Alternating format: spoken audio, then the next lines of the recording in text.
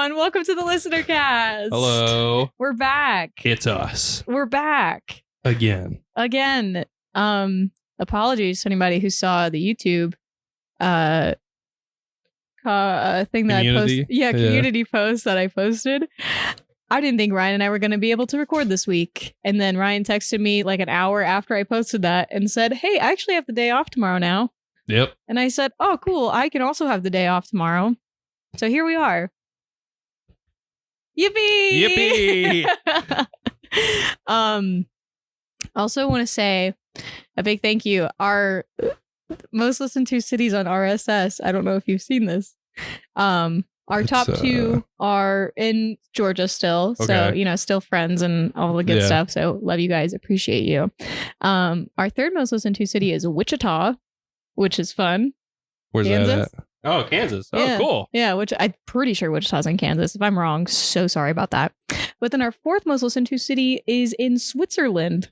The Swiss. So shout out our Swiss listeners. Yeah, that's like my top 3 G's.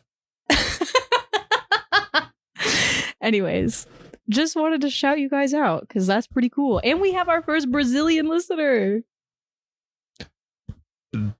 Awesome. I don't know. I was going to bring up Miku somehow, but I didn't know how to work it. Shout out Brazil. Shout out Brazilian Miku. No, I got really excited. That's our first South American country on our map is Brazil. So I was really excited about it. Yeah. I don't know. I'm just excited every time I see a new country pop up on our, like someone's listened to. I'm like, yes. We had a guy respond to us. Oh, yeah. What did he say? I will pull up his name. Uh-oh, I lost my pen. I say guy. Let's see. Was it the guy that lives in Atlanta? No, it was the guy that lives in Atlantis. Atlantis? Yeah. Like in the Bahamas? Like, is that where you think Atlantis is? Well, no, there's that the resort. Casino, yeah. There's a resort, yeah. No, there was a fellow who said, I am your Atlantean listening to ATLians. Yeah, I saw that yesterday. I can't find what... here it is. Jeff. Hi, Jeff. Hi, Jeff. Thanks for listening. You have gills? Say yes. Okay, enough yapping. We are going to get into part 4 of Oathbringer today. We are. And then next week we'll be doing part 5. But we're actually going to do part 5 right after this. You just don't know that. No. Well, now I do. And then after that, can you guys believe it? We're going to do Dawn Shard. Whoa. And then? Rhythm of War. And then we're done. We're not doing book 5, actually. We're done. After this, the podcast is over. It's over. I will address... we got another commenter who said that they would like us to... let's see. Emil, loving your exploration of the Stormlight books. I hope when, parentheses, if the third Rothfuss comes out, that you consider doing a podcast on that. Oh, yeah. I would love to do that. Because Name of the Wind, that whole The Kingkiller Chronicles, I love that series. You've read that, like the whole series? There's only 2 books and a novella. Oh, well. Yeah. But yeah, I've read them both like 3 times. Tell you what. You can reread it. I'll read it for the first time, and that could be fun. That could be fun because I have not touched that series at all. Got it. That was like my first introduction into like high fantasy. Yeah, it was like I picked up those books and then The Way of Kings. Cool. Yeah. So, big fan of that. That's what I had a thought. I was like, what is the trajectory of this podcast once we read every Sanderson book? And so I was like, I guess we'll just keep going with other fantasy or just other books that we decide to joint read. But yeah, after we do Wind and Truth, I think we are probably going to do Mistborn. Probably, yeah, we'll do Mistborn. We'll see what gets announced at Dragonsteel this year, and that will probably be the trajectory of however we go. Yeah, because Era 3 is going to be coming out relatively soon, I think. That's like the whole like Ghost Bloods thing. Yeah, but I also know Elantris 2 was announced. Elantris 2. Yeah. Electric Boogaloo. Yeah. I'm really excited for that one. I love Elantris. I know that one's a it's a sleeper hit or people hate it. So There's there's no like need to no rate in it. between. I really enjoy that one, but I also understand why a lot of people don't like it. I started the beginning of it and I really like the setting. Yeah, the setting is really cool in that book. Because like it's just a grimy city. Yeah, it is grimy. I find that very cool and interesting. So yeah, that's wow, we did 5 minutes of yapping at the start of this podcast. Yeah, that's the most we've ever done, I think, just out the gate. But yeah, so Ryan, why don't you open us up with part 4 of Oathbringer with interlude 7, Envoy. Okay. Okay. Interlude 7, Envoy. Venli is telling a group of singers about the war. When she's done, she talks to Ryan and says that they should enslave the humans, and he says no, they should just kill them to prevent surge binders. Afterwards, Venli returns to her room and tells her new friend to leave, but it stays. All right. Yeah. Gosh, it's just like I just went back and made all my notes for part 5, and so going back to part 4, my brain's like, oh. So I have 2 things marked in here actually. There's a part like kind of immediately where it says, hauntingly, the narrative said that Venli's people were now extinct save herself. So I just kind of think that is really interesting, that the type of Parshendi that Venli is extinct, like her species. I don't know the right term for that. Her people. Yeah. I just think that's like sad. It is sad. Like the Parshmen and Parshendi that we have known up to this point are like gone now. Yes. And she's also kind of not only lost her people, she's kind of like lost herself in a way. Yeah. Kind of bouncing off of that because she recognizes this little spren is like humming to a old rhythm. Yeah. Not a new rhythm. And she hasn't been able to hear the old rhythms. Yeah. Yeah. So that's a good observation. Yeah. But it's very, very interesting with Venli right now. Did you turn me too loud? Just a touch, but it's okay. Oh, okay. Yeah. Yeah. I feel bad for her. And yeah, like just the old rhythms are not being sung anymore, hummed. I don't know. But yeah, like you said, I also marked where she was humming to an old rhythm. So yeah. All right. Interlude 8. Mem the washwoman is cleaning her master Moray's clothes with her new help, Palm. When they go and take the clothes, it's revealed that Palm is actually a herald and Moray's plan to draw them there. Yep. Yes. I don't have any notes on this. I don't either. Mem is kind of amazing and I love her. Yeah, kind of the goat. Yeah. Yeah. Love her. I love that she's just like, yep, let me get this blood out of your clothes. No questions asked. Yeah. Good for her. I hope she gets paid a lot. Oh, well, yeah, she got like a good stipend, I think, right? After that whole fiasco. Yeah. This is not the first time we've seen this herald either, because this is the same one that we saw in either the previous book, maybe it was Way of Kings. Maybe. Where it was like a guy and his friend assisting this woman. Okay. To destroy depictions of the heralds. I see. Yeah. Also, the painting. Right. Was done by the Oil Sworn. And that's who Shallan. That's like her idol, I guess. Yeah.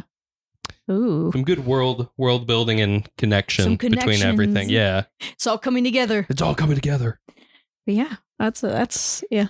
All right. I-9. True labor begins. Scheller, a war prisoner, is being offered 3 options of judge. What? I think you got the wrong one. This one's about Eshonai and Venli.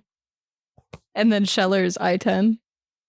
I just mixed them up, I think. Okay. Well, unless is there another one? There actually might be. Yeah, because there's I-11. I just did not do Ryan said an interlude for this, doesn't actually. matter.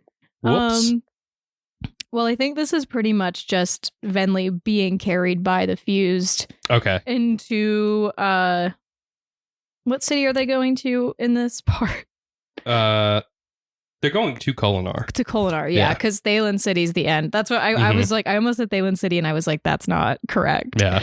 Okay, so yeah, I think that's literally just like they're taking her, and then they're like, you're gonna keep preaching. Mm-hmm. Have yeah, fun. what you've been doing was just practice. Yeah. Yeah. Okay. Yep. Wow. Completely skipped that. My bad, guys. Well, good thing it was only a page. So yeah, it was just a page. All right. I-10 Scheller. Scheller, a war prisoner, is being offered 3 options of judgment for abusing a woman. He takes the third, which is to wrestle the hog. The hog. He's taken to a beach that he realizes the hog was a nickname. Uh-huh. Uh-huh.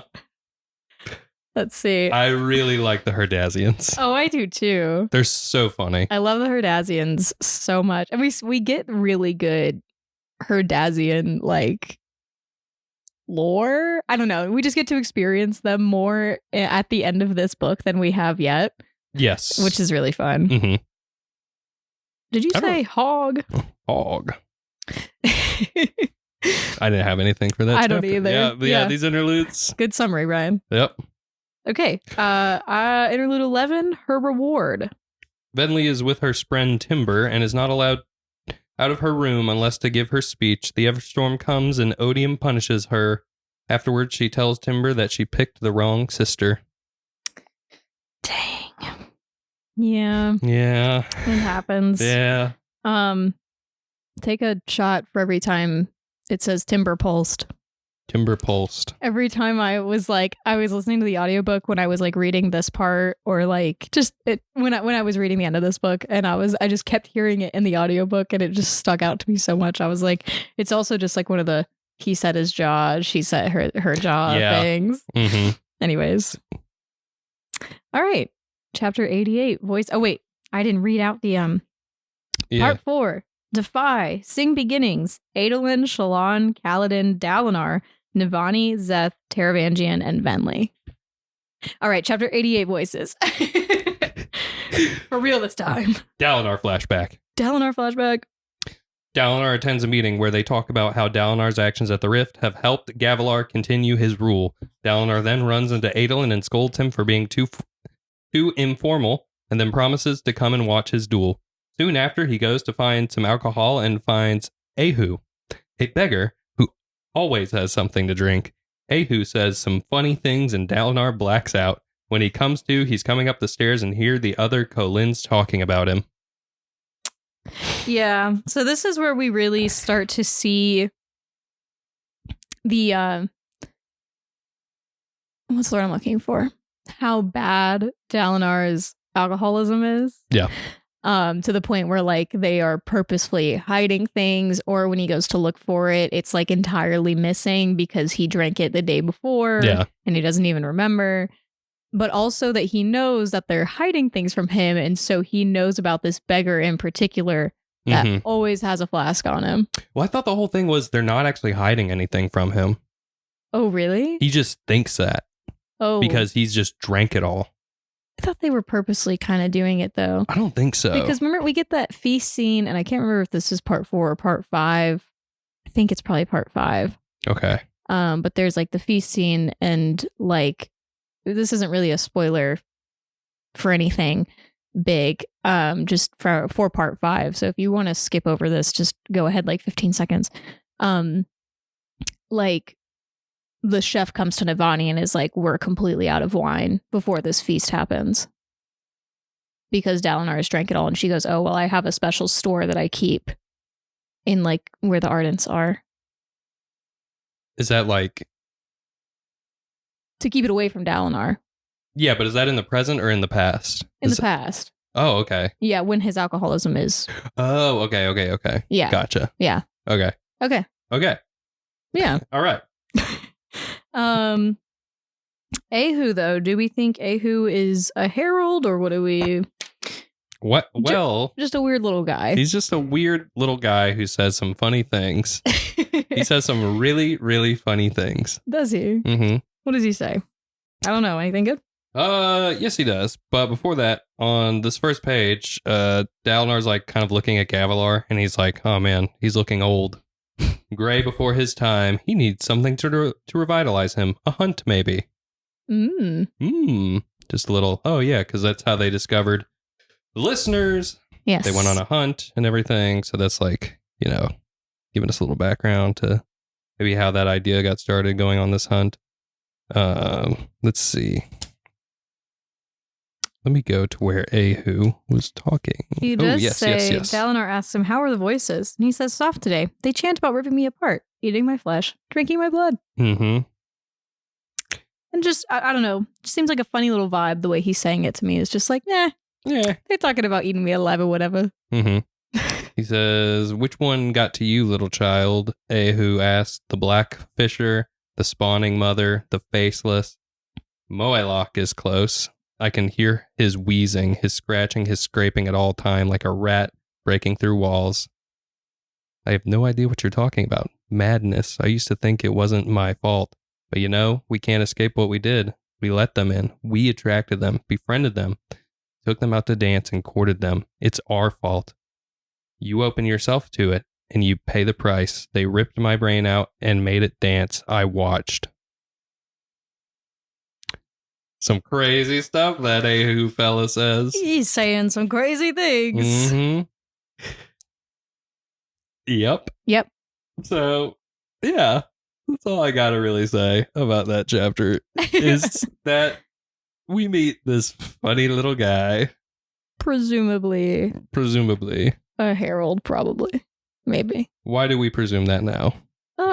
Just because a handful of them seem to be mad. Yeah. And okay. Like this. Yeah, and he was talking about unmade and stuff. Yeah. Okay. Like things I feel like your normal, like, I don't know, your day-to-day citizen who perhaps are not going to know. Right. Maybe not going to know necessarily, but it would be taboo for them to outwardly speak about. Like, I feel like in this world, even if you did have like mental health issues where you did go mad, I feel like there would probably be still a part of you that's like, oh yeah, that's something we don't talk about. Or I talk about. I don't know. Yes. Societally. I don't know. That's how I think about it. I get what you're saying. Yeah. Yeah. Okay. Yeah. That's all. All right. Chapter 89, Damnation. Adolin thinks he's in damnation. Kaladin tries to fly, but draws Spren. Azure explains to Adolin that they are in Shadesmar, soon an unmade, start making its way from the depths, and they make their way to the river for solid ground. Shallan, using her power to form, make structures to cross the beads, and it's revealed that the Spren of the Oathgate are corrupted. Adolin feels bad, but realizes Kaladin has battle fatigue and keeps him talking to distract him. They make it to the river, and Adolin realizes that he is now king. Yeah. Okay. So this is the first time we meet Maya, right? Yes. I believe so. I believe so as well. Adolin drops his hand at one point to summon his shard blade. And it says, the woman with the scratched eyes stretched her head toward him in an unnatural way, then screeched with a loud, piercing howl. Mm-hmm. Adolin stumbled away, nearly colliding with Shallan and her Spren. Was that Pattern? That is your sword, Pattern said in a perky voice. He had no mouth that Adolin could see. She's quite dead. I don't think you can summon her here. He cocked his bizarre head, looking at Azure's blade. Yours is different. Very curious. So, again, we see Azure's blade is different.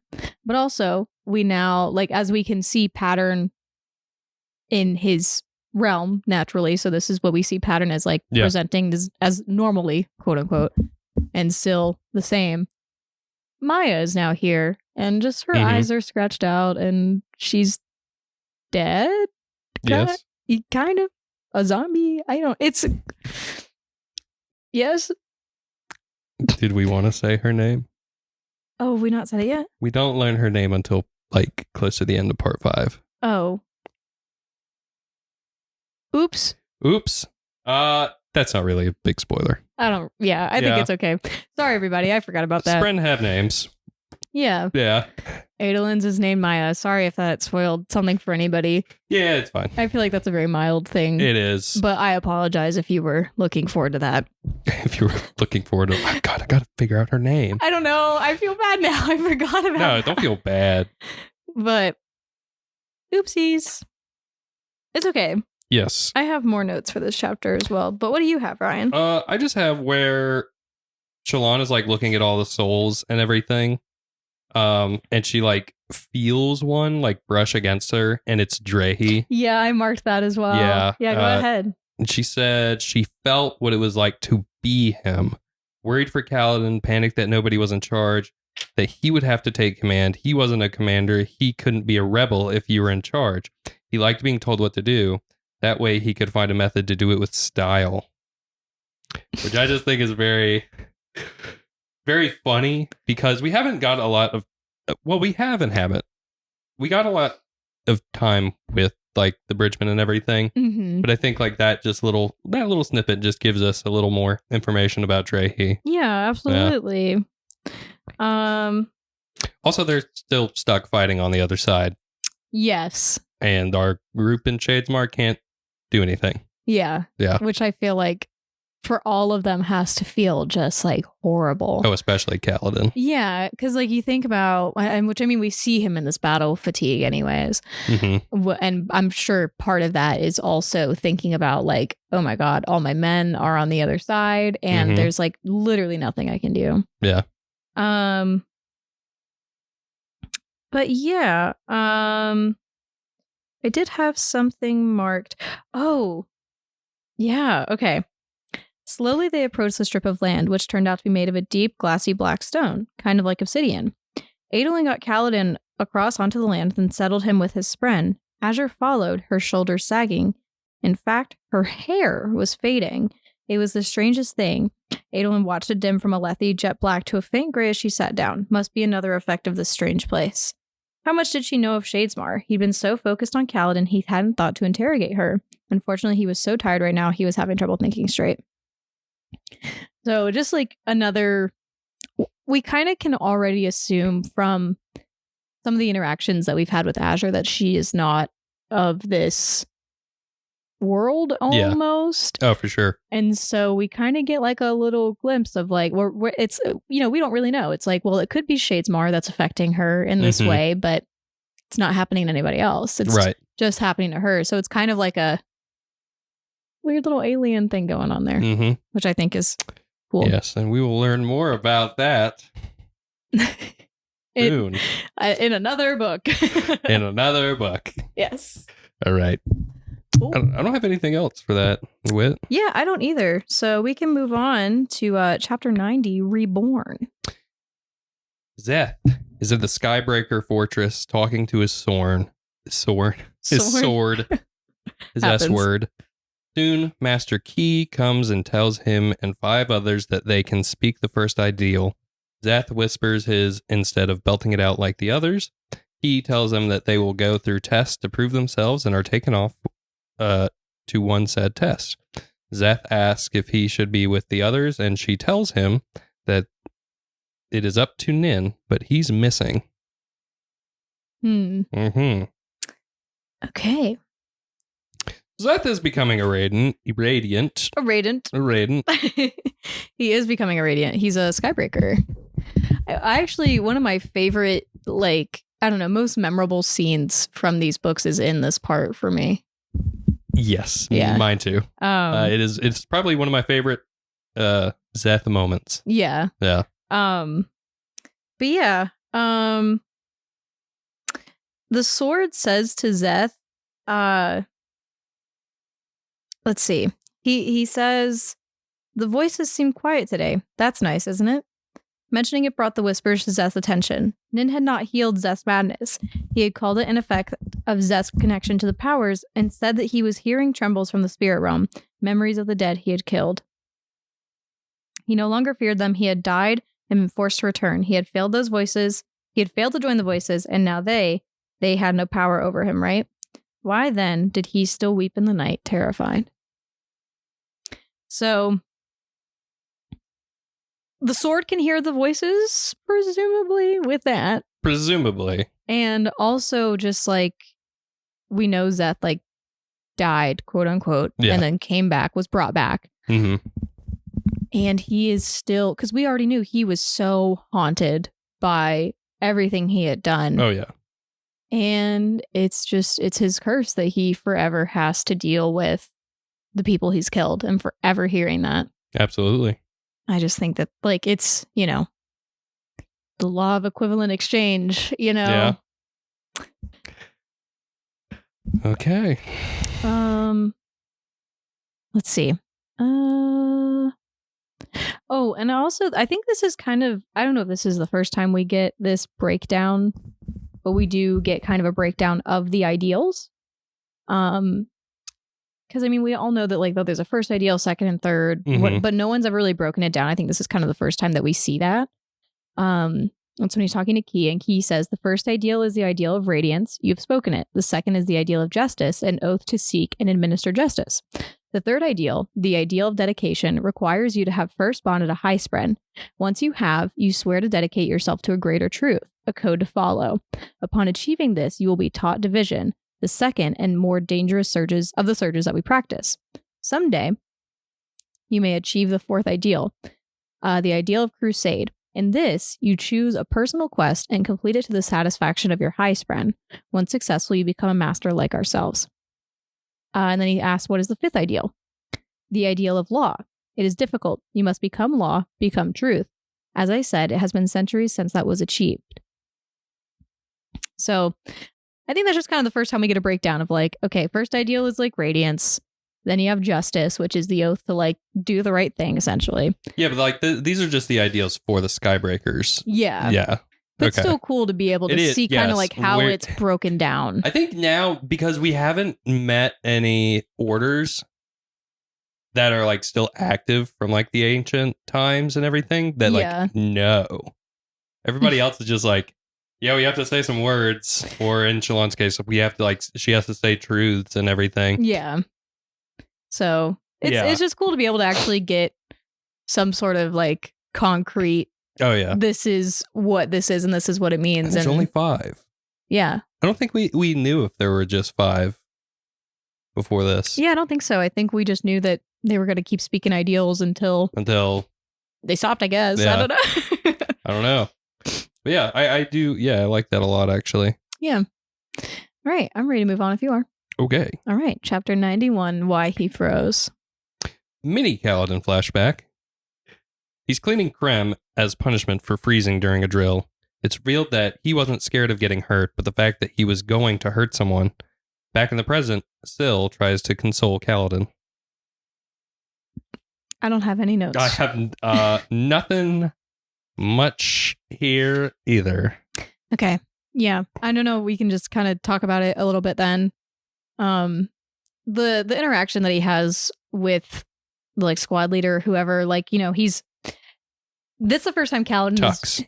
With Tux. That's the first time Kaladin's been like, quote unquote, like in trouble because Kaladin has just been so naturally talented this entire time. Yeah. And so he kind of didn't fit in because of that. Like the other men were kind of just like, oh, this guy's like really good. He's obviously like above our station to a certain degree. Yeah. And so Tux was like, don't worry, like, this will help you fit in. And then like Kaladin was like, well, it wasn't because I was afraid to like, like you said, it's because he was afraid to like hurt somebody else.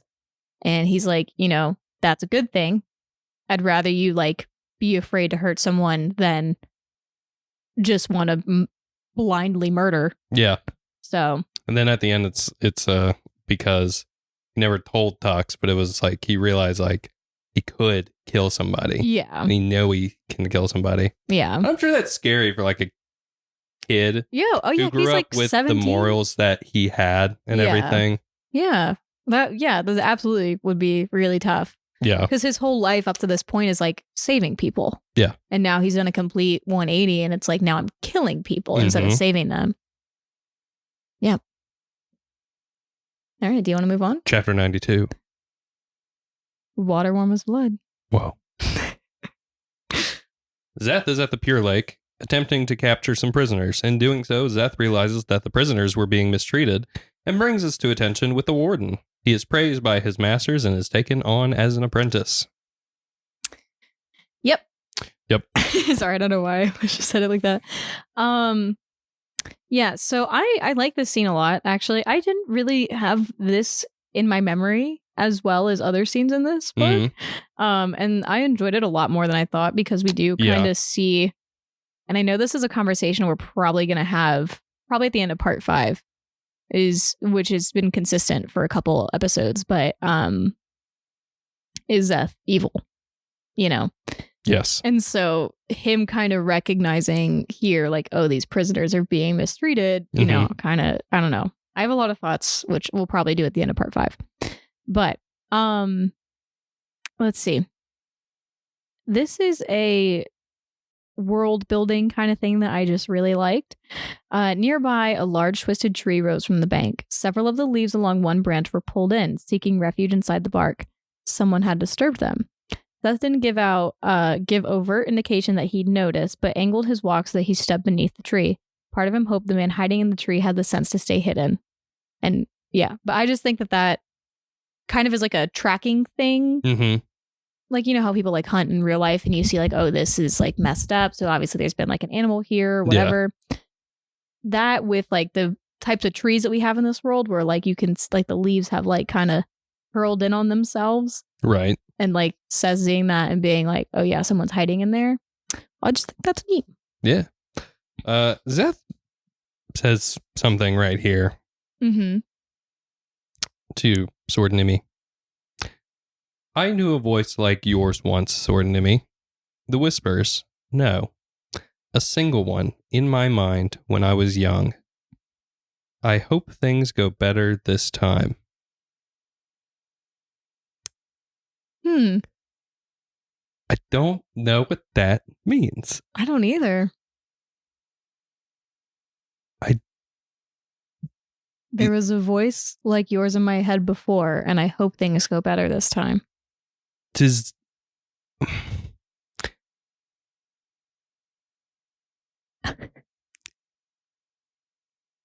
I don't know what that means. I don't know either. I genuinely don't. Because sometimes Ryan and I are like, oh, I don't know what that means, sarcastically, but like this time I think we are both like, I don't think we'll know until maybe book 5. Yeah.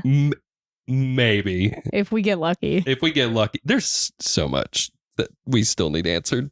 Because this, like, correct me if I'm wrong, this is like the end of Era 1 that we're about to get, right? Yeah, the first 5 books are one whole like story arc, and then apparently 6 through 10 are going to be a different story arc, so I hope we get an answer on that, but we'll see, I guess. We'll find out in about 2 months. Oh my god. It's less than 2 months. A month and a half, yeah. Yeah. Oh my god, I'm gonna throw up. That's crazy. I get so nervous going to the airport, and I've honestly been getting really just like antsy thinking about it. Oh my gosh. Yeah, I actually am going to I have to go back out of town for work like 2 weeks before we go to Utah. Oh my god. So I'm going to be hanging out in airports a lot around the winter of this year. Ooh. All right. That's really all I had marked down for this chapter, to be honest. This is the first time Zeth draws Sword Nimi. Yes, it is. And with all like the black veins that like creep up his arms and whatnot. It's really, really cool. Yeah, it says, Zeth undid the clasp on the sword and drew it. A rushing sound like 1,000 screams. A wave of power like the beating of a terrible, stunning wind. Colors changed around him. They deepened, growing darker and more vibrant. The city nobleman's cloak became a stunning array of deep oranges and blood reds. The hair on Zeth's arm stood on end as his skin spiked with a sudden, incredible pain. Destroy! Liquid darkness flowed from the blade, then melted to smoke as it fell. Zeth screamed at the pain in his arm even as he slammed the weapon through the chest of the blubbering nobleman. Flesh and blood puffed instantly into black smoke. Ordinary shard blades burned only the eyes, but this sword somehow consumed the entire body. It seemed to even sear away the man's soul. Evil. Veins of black liquid crept up Zet's hand and arm. He gaped at them, then gasped and rammed the sword back into its silvery sheath. It says he fell to his knees, dropping the sword and raising his hand, fingers bent and tendons taut. Slowly, the blackness evaporated from his flesh, the awful pain easing. The skin of his hand, which had already been pale, had been bleached to a gray white. I will say that Sword Nimi might be one of the coolest weapons. Oh, absolutely. Ever. Absolutely. He's amazing. I would actually probably get a tattoo of this with like the smoke kind of coming off it. Yeah. Ooh, because I really want to do a sword on like the front of my calf. Mm-hmm. Might as well get this one, right? Yeah, right. I was gonna do one from I'm gonna go off on a tangent, or not tangent, but just a sidebar.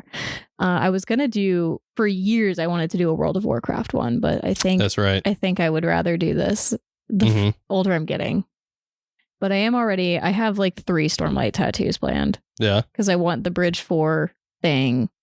I want like Kaladin's chapter the thing. chapter header with like the Bridge 4 flag. Yeah. And then I really want to do a Dog and the Dragon tattoo. Mm-hmm. I'm going to sob violently when we get to that part of Rhythm of War. Like there's like 2 scenes in Rhythm of War that really, really destroy me, and that is one of them. Mm-hmm. So I want to do a Dog and the Dragon tattoo. I want to do that as like a big thigh piece, I think. Mm-hmm. And then I'm going to do a sword. I'm going to do Sword Nimi. Do it. Brandon Sanderson, you have ruined my life. You've ruined my life. You've ruined my body.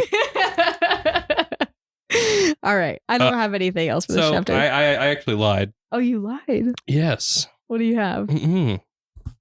Sword Nimi says, Hey, did you draw me? I did, Sword Nimi.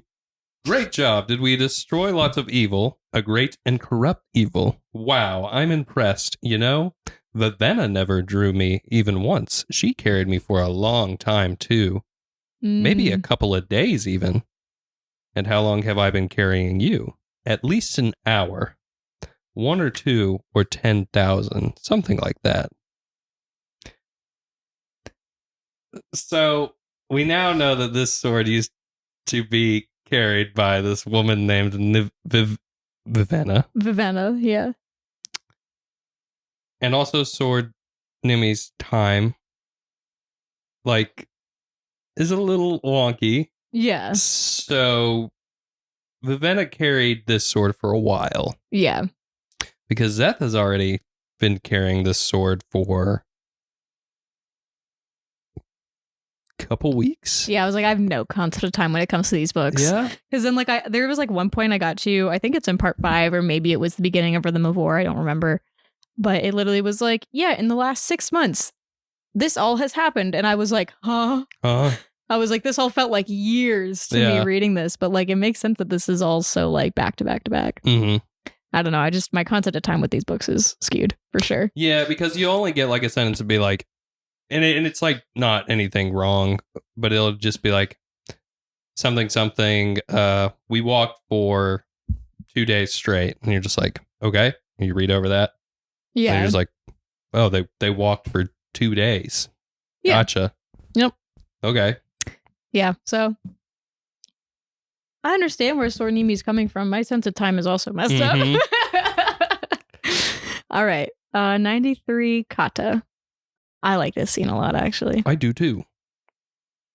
Adolin wakes up still a little overwhelmed. He's trying to calm himself by doing a kata, where Azure and Kaladin joins him. Afterwards, Azure says that they should head to Cultivation's Perpendicularity at the Horn Eater Peaks. They head on their way to find a ship to do so when they hear some crazy screaming. Some crazy screaming.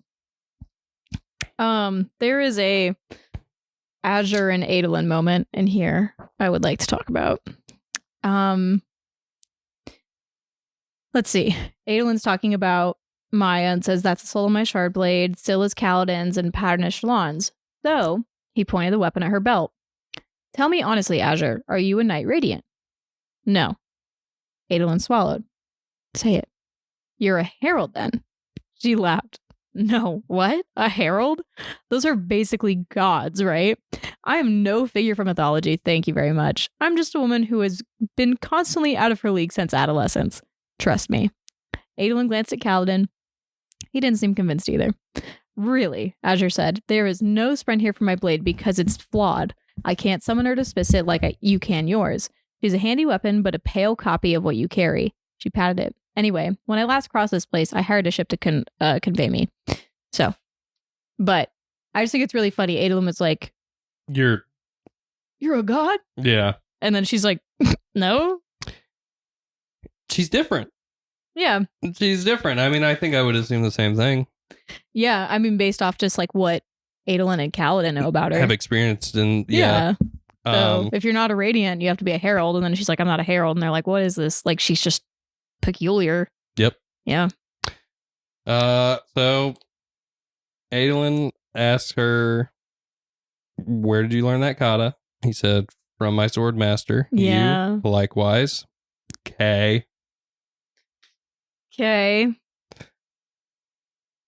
Okay, so her sword master, you don't have to be a genius. Her sword master was Zahel. Yeah. Okay. Like, we get it. We got it. Right. I mean, unless sword masters are all teaching kind of the same thing. Or if maybe Zahel is just a sword master that came from the same world as Azure. But yeah, it's Zahel. Come on now. It's Zahel. It's all right there. They say like the same like they say phrases. It plainly. Yeah. Yeah, they do say the same like black on white and things like that. So yeah. Then they ask her like, like story time. You've traveled to this place before. I'm chasing someone, a friend, a criminal. Pretty interesting stuff. Yeah. Also learned that the Horn Eater Peaks is cultivation's perpendicularity. That's probably why rock can see Spren. Yeah. Yep. I actually, as you said that, I've just connected it in my brain when you said that. Yeah, like just now. Yeah. I read this and was like, that's nice. And then you just said that. And as you were saying it out loud, I was like, oh my God, that's why they can see the Spren. Yeah, because they're just bathing in the perpendicularity. Yeah. Wow. All right. Ready to move on? Yeah. All right. Chapter 94, A Small Bottle. Dalinar flashback. Dalinar is tearing his room apart looking for a drink. He blames the others for hiding them from him. His sons show up and screams at them to leave. Renarin returns and gives him a small bottle. Dalinar, ashamed, hugs him and weeps.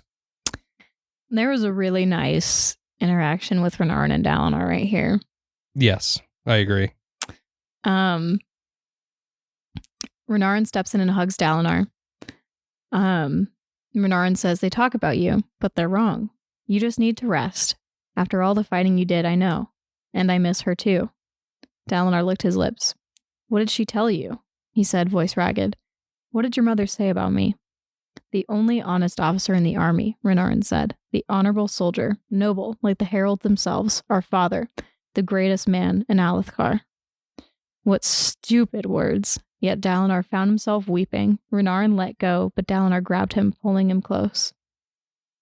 And he says, oh, Almighty, oh, God, please. I've started to hate my sons. Why hadn't the boys learned to hate him back? They should hate him. He deserved to be hated. So it's like...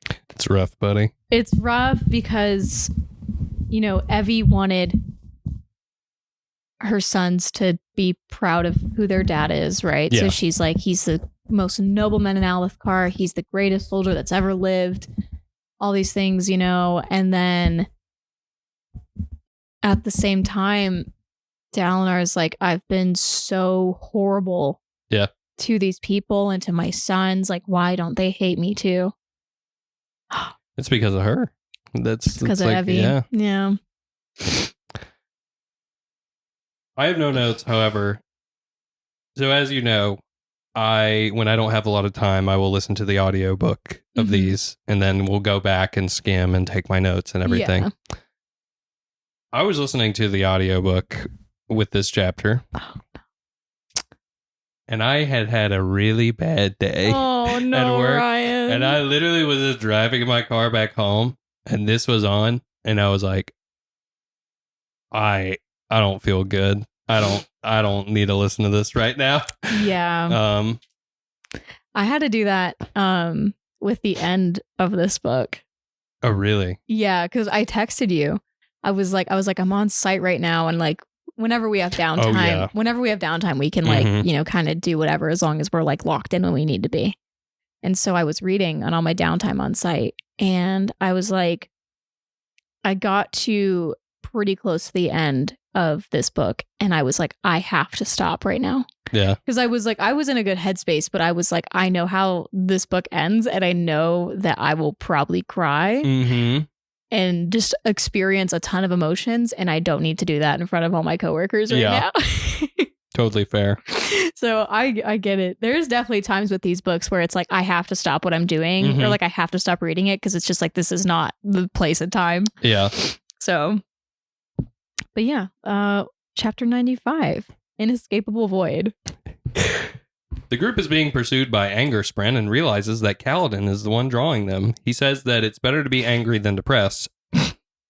Sorry. He lets it go, and the Angerspren retreat back to the city. After a few days of travel, Kaladin talks to Syl, where she used to live.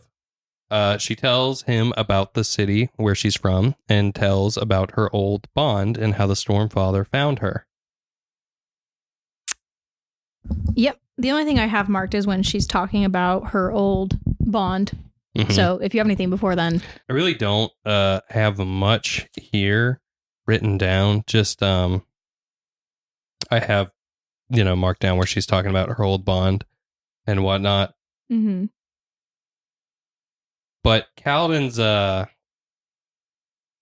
reaction and everything, I guess, like everybody's just like, oh, well, I'm not angry. I'm not either. And then they get to Kaladin and he's just like, why shouldn't I be angry? We're just like abandoning all of them. Yeah. And I like that he's like, it's better than being depressed. Yeah. And it's also like, I understand why he's upset, but like, sometimes I want to take Kaladin by the shoulders and just like shake him. Yeah. Be like, there's nothing you can do. Yeah. There's nothing. But I get it. Like when you're in not that I have ever been in this specific situation, obviously. Right. But like, I get that heightened emotion of like, when you're like, oh, there's nothing I can do, but I want to be able to help. I get that heightened emotional state, but it's just, sometimes I just want to shake him. You just want to shake him? I just want to grab him by the shoulders and shake him like a baby. I'm not shaking a baby. You know? Am I doing it wrong? I don't know. Anyway. I don't shake babies. Let's see. I bonded a Night Radiant, haven't I told you of him? Yeah, it says she wasn't ready for the bond. Spren normally weathered the death of their Radiant, but I lost myself when I lost him. It all turned out to be morbidly fortuitous because soon after the Recreants happened. Men forsook their oaths, which killed my siblings. I survived, for I didn't have a bond then.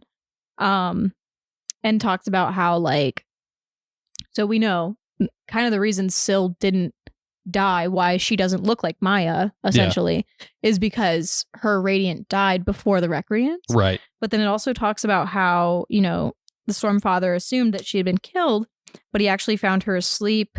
And then he came and took her home and wouldn't let her leave the city. Because it says he was foolish. There were other Honorsborn born after the Recreants. They knew something bad was coming, but wouldn't do anything. But yeah, so I don't know. It's all interesting that there was more Honorsborn born, but the Stormfather was still wanting to protect them. Yeah, I don't know. That's what I got. Yeah, you got it. You got it all. I got it. Okay, 96 pieces of a fabrial. Navanian is a goat. During the meeting of rulers, after some discussion, she gives all of them roles, and they decide that G.O.A.T is next to be attacked. I actually have 0 notes in this chapter. Let's see. I do, I know that this is the chapter where, Dalinar's, kind of just not all the way there right now. And Navani's like, oh God, I kind of have to step into this role because Dalinar is, out of it right now. Yes. Yeah. And she handles it perfectly because she's a queen. It's true. I just have this marked down right here. Talking about, let's see, Taravangian. Adrotasia sat with him, as did his Surgebinder. She didn't go join Bridge 4, and curiously, Navani realized she still thought of the woman as his Surgebinder. I think that's just like something that... So we know Taravangian is not what he seems, right? Right. He is working outside of the coalition and has his own prerogative. Right. And everything. And so I find it interesting that Navani is kind of picking up on something where, because... Is her name Malata? Malata. Oh, yeah, the Surgebinder, yeah. Yeah. Doesn't go and join Bridge 4 at the meeting. Navani kind of picks up as like, oh, she's staying close to him. That makes me think like... There's something going on. Yeah, just maybe not something going on, but that's still his Surgebinder. She's still serving him. Right. Yeah. Yeah, like he doesn't, or Malata doesn't. I would really think it comes down to Taravangian at this point of like, he's not letting her kind of go out and do that, or she doesn't want to. Yeah. You know, it's like... I think both. Probably a little bit of both in that situation. Yeah. Yeah. Okay. Moving on. Yes. Okay. Chapter 97. Reino. Kaladin remembers when he was on the run as a slave, hence why now he's sneaking up to a lighthouse to scout for the group. He makes an old Shin man who thinks Kaladin is there. He meets an old Shin man who thinks Kaladin is there for a fortune. Back with the others, they see corrupted Spren, and one lands on Shalon, and it's from G.O.A.T. She warns that Odium's followers are coming for them and that he probably doesn't trust her anymore. Back with Kaladin, he touches the funny globe and sees a vision of Dalinar in a city by the shore. The Shin man is surprised that he saw anything.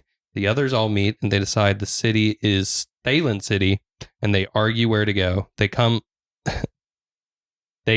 gather some supplies, and soon a ship is approaching. Okay. There's a little kind of funny interaction between Syl and Pattern I marked down here. Yeah. It says, so, Syl said, sitting on a rock nearby and swinging her legs.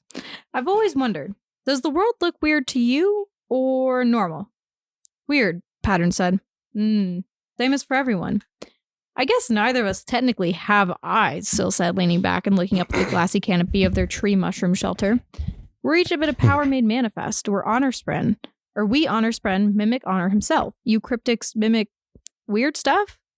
The fundamental underlying mathematics by which natural phenomena occur.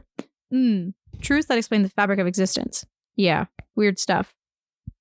But I just kind of like I guess neither of us technically have eyes. Because that's something I've never thought about. And I guess specifically with Syl kind of presenting as human-like. Yeah. I don't know. She's just power, right? Yeah. How are they seeing? They don't have eyes. Their mind's eye. Ah. Yeah. Yep. I don't know. I just think that's kind of... I just think that's kind of fun. Yeah. I literally was just I never thought that critically about it. Yeah. I think I had another note in here. Do you have anything? No, just Kaladin seeing that vision of Dalinar surrounded by 9 shadows. Yeah. And a flash of glowing red eyes. Spooky. Yeah. And also when the Spren, the corrupted glory Spren lands on Shalon's arm, we find out G.O.A.T's trying to help her. I know that G.O.A.T was already kind of trying to help when she was I'll try not to kill you when they transferred from the Oathgate, even though it was already corrupted. She says, Odium suspects that you survived. He thinks something strange happened to the Oathgate because of our influence. We've never managed to enlighten such powerful Spren before. It's believable something odd might happen. I lied and said I think you were sent far, far from the point of transfer. He has minions in this realm, and they will be told to hunt you. Take care. Fortunately, he doesn't know that you're a Lightweaver. He thinks you're an Elsecaller for some reason. I'll do what I can, but I'm not sure he trusts me any longer. So, we see Ja also trying to help again. Yeah. Being like, he has people on this side that are going to try to find you. Like, they're going to be told to hunt you, but you have a line of defense because he still thinks you're a Lightweaver. Or he doesn't think you're a Lightweaver. Yeah. So that just goes to show that Shallan's plan of having everybody believe that she's an Elsecaller worked, and even has tricked Odium. Yeah. Which is kind of nuts. Like a literal god. Yeah. She said, haha. Gotcha. Gotcha. All right. Nuh-uh. Do you have anything else? No, not really. All right. I start to get way more notes at the end of this part. Same. It looks like. Yeah. Yeah. Chapter 98. Loopholes. Szeth does another cool test and finds a loophole. He almost swears the third ideal, but Nin arrives and stops him. Is this the one where they are... This is the color thing. Yes. This is one of the coolest scenes, I think. It is. I have to agree.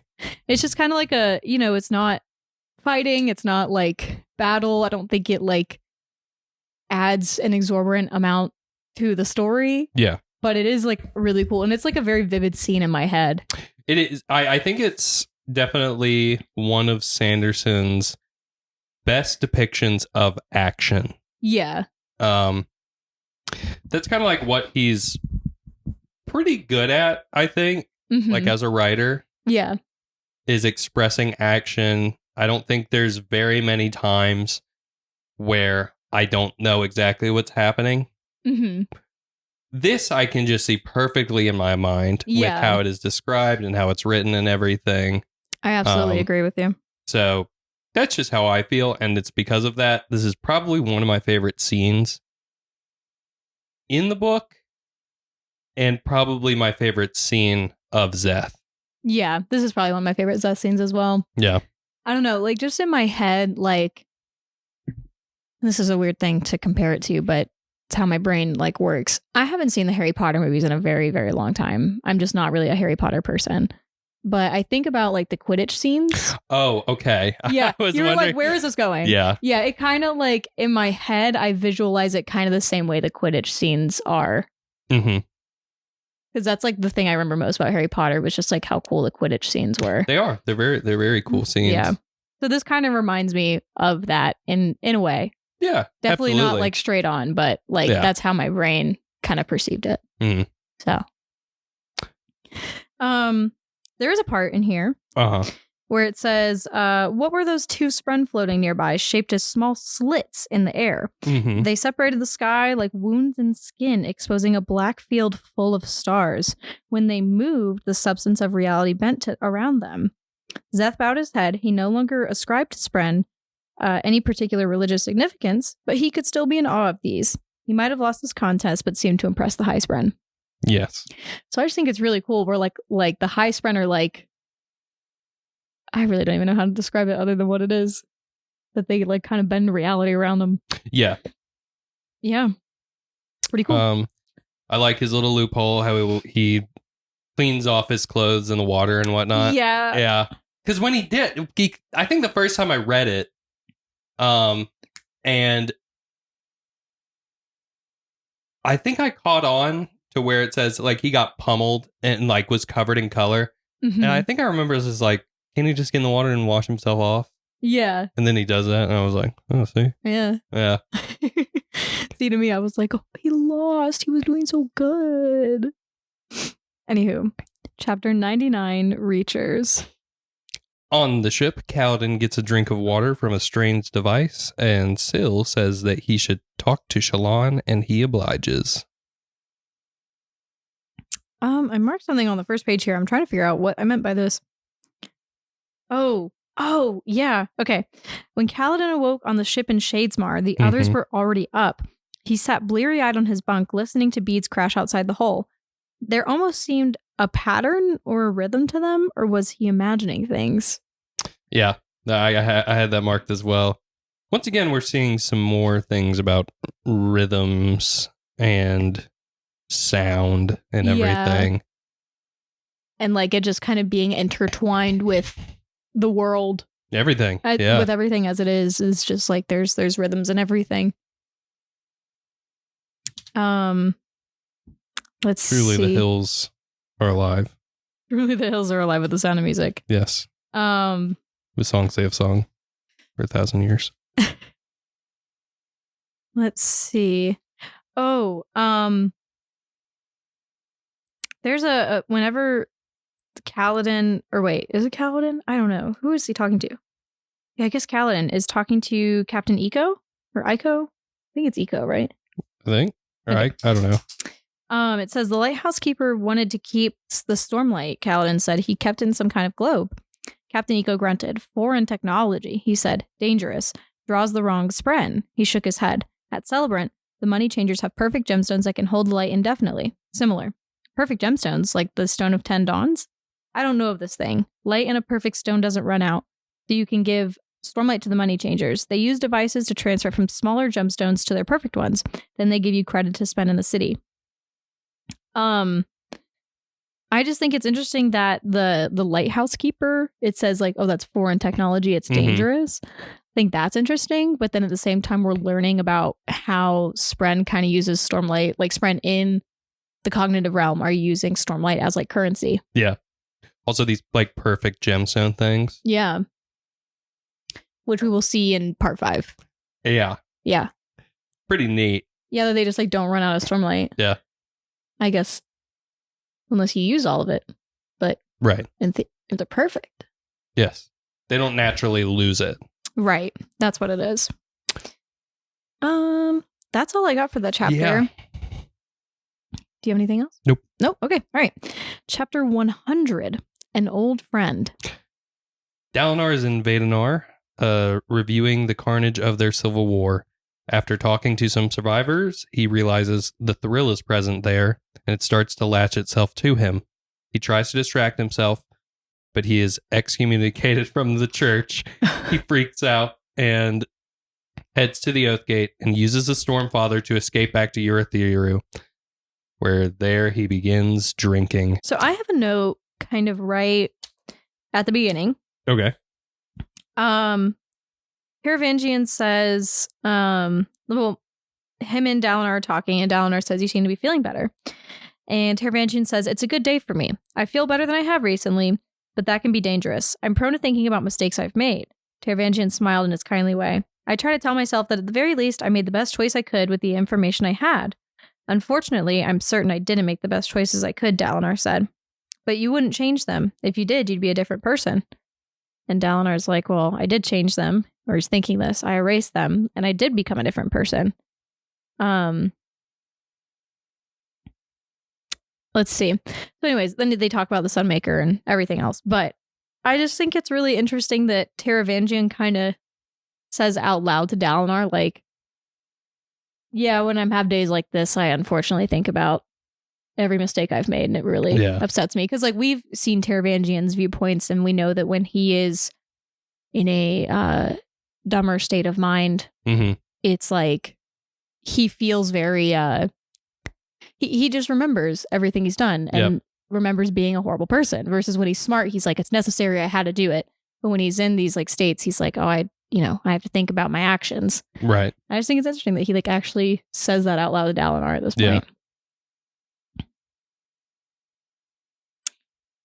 Yep.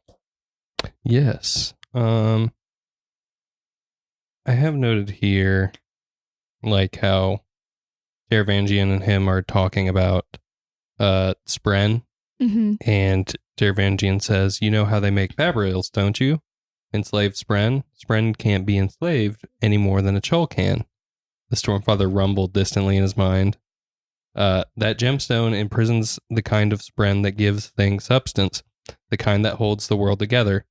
We have entrapped in that shield something that at another time might have blessed a night radiant. And he just brings up like another thing where it's just like, yeah, how you make these fabrials you're capturing a spren and you're holding it in this gemstone forever. Yeah. Dalinar kind of has like a moment where he's like, oh, well, that doesn't make me feel awesome. Yeah. Yeah. I don't love it, but now we know how it works. Yes. Yep.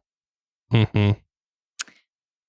The only other thing I really had marked is when he starts to feel the thrill again, but I mean, we talked about that in the summary, so I don't really feel the need to really dive back into that. Yeah.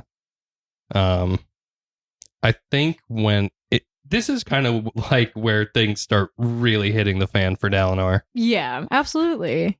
Because he's already remembered his wife at this point, right? Mm-hmm. Yeah. He's excommunicated from the church. The thrill is starting to come back, and he's like kind of having that idea of just like, oh wait, I could be the Blackthorn with the thrill again. I can do it, and I'll feel better and everything. But then he's like fighting all these different men, and he even in this chapter he talks about how he has been like 3 men in his life. Yeah. 4. Yeah. And he's kind of fighting with all of them. Just like Shallan. That's right. Just like Shallan. They're the same. It's true. That's why they're my favorites, I guess. But yeah, no, I agree that also. So like, I don't know. It's a cool way to look at his life and like see his perspective on himself. Because I mean, like I think about different eras of my life and think about the different people I have been. Because like at the core, you're still you, but there has been times in my life where I'm like, oh, well, I remember that era of my life and when I was this type of person. And then, you know, over the years, I grew and changed into this type of person. And absolutely, you know, I don't know. It's kind of lovely. Yeah. Kind of lovely. Very. Yeah. Yeah. Yeah. See some more of that later. Yeah. Mm-hmm. You ready to move on? Yeah. All right. Chapter 101, Deadeye. Adolin is busy getting a new outfit together in Aiko's cabin. He comes out and everyone is impressed because Adolin is that guy when it comes to fashion. They're soon to arrive in Celebrant, and Adolin goes to retrieve his spren. He is surprised to see another Deadeye down there. Aiko says that it is his father, and Adolin asks him to take him to the Perpendicularity. But he says the area is too dangerous now. He sends them on their way and says to visit the ship registrar to find an escort. Yeah, I actually have marked in here when Adolin sees Aiko's father. Mm-hmm. And Adolin says like, oh, I saw something move back there. And Aiko says, oh, my father. Your father, Adolin said. You keep your father locked up? Can't stand the thought of him wandering around somewhere, Aiko said, eyes forward. Have to keep him locked away, though. He'll go searching for the human carrying his corpse otherwise. Walk right off the deck. Your father was a Radiant spren? Aiko started toward the steps up to the deck. It is rude to ask about such ones. Rudeness doesn't imply untruth, though, right? Aiko turned and regarded him, then smiled wanly and nodded toward Adolin's spren. What is she to you? A friend. A tool. You use her corpse on the other side, don't you? Well, I won't blame you. I've heard stories of what they can do, and I am a pragmatic person. Just don't pretend she's your friend. That is his friend. It is. That is his friend. She's not a tool. I know. Adolin actually cares about her. Yes. Other Surgebinder, or not Surgebinders, other people that have shard blades don't care as much as Adolin does. No, because he talks to his sword and he's thanked his sword for all these years and everything. And now that I think he realizes like, oh, wait, this is like a person. Yeah. Like a spren, but like this is a person. Well, doesn't she also in the kata scene, doesn't Maya come up and do the kata alongside them? Or did I make that up? I don't think she does it beside them. I think she just is there. Okay. Yeah. Oh, whoa. Cat just tried to bite me. Yeah. You don't want your whisker back? She's nibbled on me a couple times. She's in a mood today. Sorry, lady. Hey. All right. I'll leave her alone. Do you have any other notes for this chapter? No, not really. Okay. Well, let's move on to 102 Celebrant. The team all split ways. Kaladin asks Syl why there aren't any children, and Syl explains that it's hard for Spren to produce.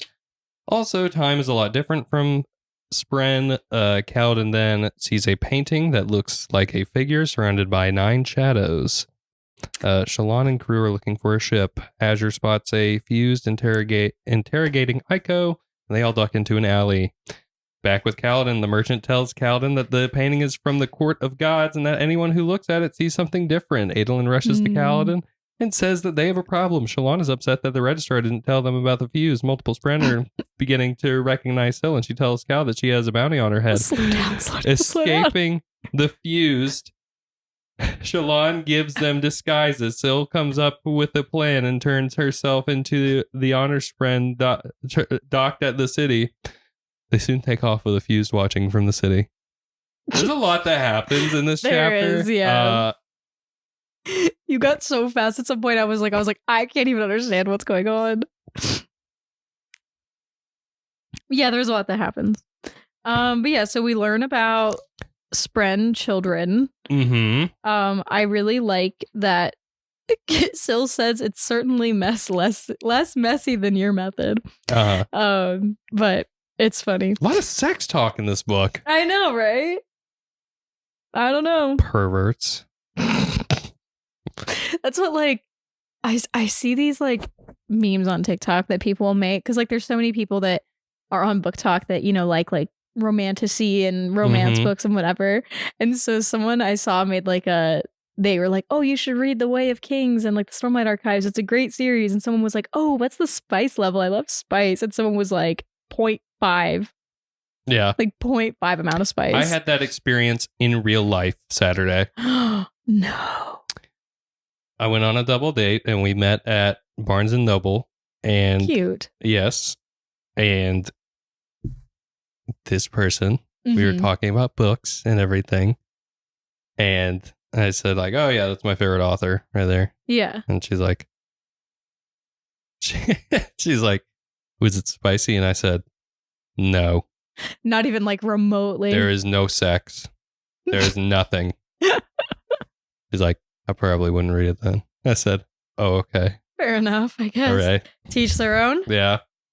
But yeah, so I think this is like the quote unquote spiciest book. And even then, not a lot happens. No mating. Out of the Stormlight Archives, probably. Yeah. The spiciest book is Warbreaker. That one is true, yeah. No mating. No mating. No mating. No. No. Nuh-uh. I just watched It Follows, so no mating. No mating. I don't know if I've seen it. Oh, no, I have seen It Follows. Jack and I watched that a couple years ago. Oh, yeah? Yeah. Definitely no mating. Don't do it. Okay. Let's see. I don't have anything to say because I think I covered everything I wanted to say. I did just make a note where they go back to the I guess the what is it called? It doesn't say right here. The Spren that's like at the where they get like passage and stuff. Uh-huh. Oh my. So this is after they go in and they're like, you didn't tell us the fused were here. And then the Spren goes, oh my. So the Spren behind the desk, he looked to them. You're a radiant? The old oaths are spoken again? Yes, Shallan said, helping Adolin Spren to her feet. The frightened little Spren sat up straighter. Oh, glorious day, glorious. We have waited so long for the honor of men to return. He stood up and gestured. Go, please, get on a ship. I will stall. Yes, I will. If that one comes back, I will go. I will. But go quickly.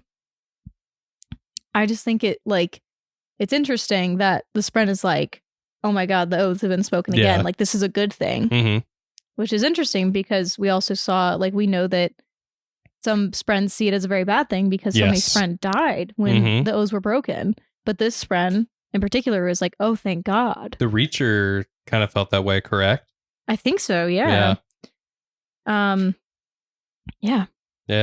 That's all I got. Yeah.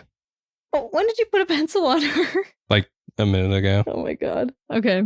The fact she's just kind of like chilling is really funny. Yeah. All she's right. stupid. She's not. Stop. Yeah, she is. Stop it. Okay. Chapter 103, Hypocrite. Dalinar has a vision? Question mark? He wakes up in Urithiru with a near-empty bottle of wine and recalls Gavilar's funeral.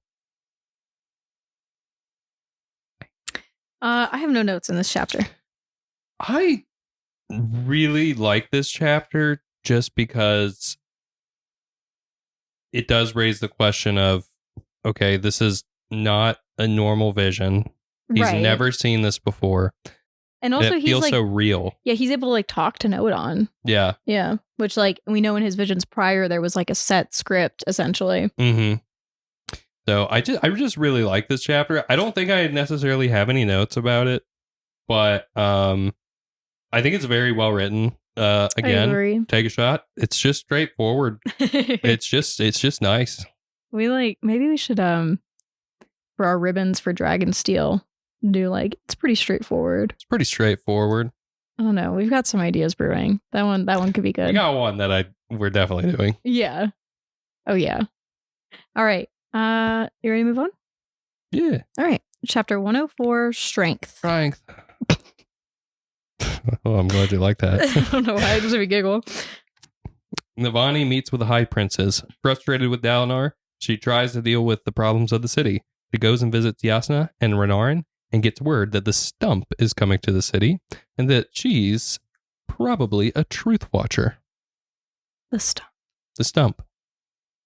Yeah. So I was wrong. So she is a Truth Watcher because I think in Edge Dancer, I said, oh yeah, this is another Edge Dancer. Yeah. But I was wrong. She's a Truth Watcher. Yes. There's also, we find out that the, in Words of Radiance, all the glyphs that were being written on Dalinar's walls. Yes. During his visions, we find out it was Renarin. Yeah. Yeah. I just think that's really interesting. Yes, it is very interesting. Because they could never find out who did it. They were like, oh, these were the only people that were here. And it was Renarin because like he could see the whole time. Yep. Yeah. I think this is going to be interesting because we know about what the Stump's Spren looks like. Right. But we still have yet to see Renarin's. Yes. Not even Rock has seen it. Right. So. I'm going to stop trying to put the whisker on her head now. Yeah. Oh. She hates it. Okay. Chapter 105, Spirit, Mind, and Body. Dalinar flashback. Okay. Dalinar recollects Gavilar's funeral. Elhokar calls for the High Princes to take on the Vengeance Pact. Dalinar then finds Yasna reading The Way of Kings, where she reads him the whole thing. Yeah. Afterwards, Adolin finds him and says that they plan to head to the Shattered Plains. Dalinar takes his chance to visit the old magic to change him. The scene where Yasna reads The Way of Kings to Dalinar is so touching. I got something to say. Okay. I don't remember this chapter at all. Okay. I did not remember this chapter one bit. When I got to it, I was just like, I don't remember this. Like, what's happening? What is they talking about? As I was reading it, this might be one of my favorite chapters now. Yeah. Just because, like, not just for, like, the story where we get, like, okay, this is where he makes a decision to go to the old magic and everything. Mm-hmm. But what you were about to say with him and Yasna is so touching. Yeah. It is. Yeah. That was my whole sentiment. It's a very touching moment. It is. Because we don't see Yasna cry. We like don't really see that from her. And then we do kind of see that here. Obviously, I mean, like her father died. Like I feel that's a reasonable reason to cry. But then also for her to like Dalinar comes to her and it's just like, I just want you to read the book that he was reading to me. And they both kind of bond over that, like the grief and just sharing in something they knew that Gavilar enjoyed. Yeah. I don't know. It's very nice. We also knew, like, before this that him and Yasna had a very, like, strong relationship with one another. Yeah. Like, Navani's expressed that before. And I feel like we're, like, seeing that really come through here because it's just the two of them. One's reading, one's listening. They're not talking. But it's something that they both need. Yeah, absolutely. The only note that I have from this chapter is when they have like a corpse of someone prominent, they turn it into a statue. Yes. So they literally soul cast Gavilar's actual body into a statue. And I just think that that's really... It's cool. It's cool. It's a little, like, honestly, a little macabre to me. Yeah. Because, like, every time that you see... Like, it's cool to, like, you know, in our world, on Earth, you see a statue when you know it's, like, made of, like, cast iron, cast bronze, like, whatever. And you know it's not a real person. But I think I'd be a little bit freaked out if I knew that there was, like, an actual body in there. You know what I mean? Well, it's not in there. That's, like, just the body now that it's stone. Yeah. But it was a body at some point. I don't know. It's a little macabre to me. Yeah. I agree. It's a little off-putting for me personally. I think it's neat. I think it's cool. I would be... It makes me uncomfortable. Yeah. And I'm okay with that. Yeah. All right. Chapter 106, Law is Light. Nin takes Zeth to an old courthouse. He tells Zeth that he has failed to prevent the desolations and that Ishar is the one who told him Zurge binders would upset things. They go back and forth discussing law and Nin's hypocrisy, and Nin tells Zeth that he will have to swear the third ideal soon. Also, Nin is one of the Radiants themselves. Yeah. I like what we have here where Swordnimi says, you should draw me. And Zeth says, and do what, Swordnimi? Fight him. I think you might be evil. He's one of the heralds, like one of the least evil things in the world. Huh. Doesn't bode well for your world then. Yeah. Anyway, I'm better than that sword he has. I can show you. So it's just like, we already knew that Nin is kind of bonkers. Yeah. And so, but Zeth being like, oh, he's like he's a herald. He's like the least evil thing on this world. Right. And the sword's like, yeah, that doesn't bode well for you guys. I think this might be the part that really, like, okay. I'm trying to think the best way to put it. I think we touched on it before that every Spren or Order of Radiant has their own set of, like, moral foundation. Yeah. And I just do not vibe with the Skybreakers at all. And I know, like, some people really do. They like that, like, yes, like, the law is the law. Like, you should do what is right, and, you have to follow it. Sometimes it's unfair, but hey, what can you do? And, like, that's fine. Like, that's how a lot of people think. And I'm not saying, like, there's anything wrong with that. I just don't agree with that sort of moral understanding and everything. But Nin frustrates me so much. Yeah.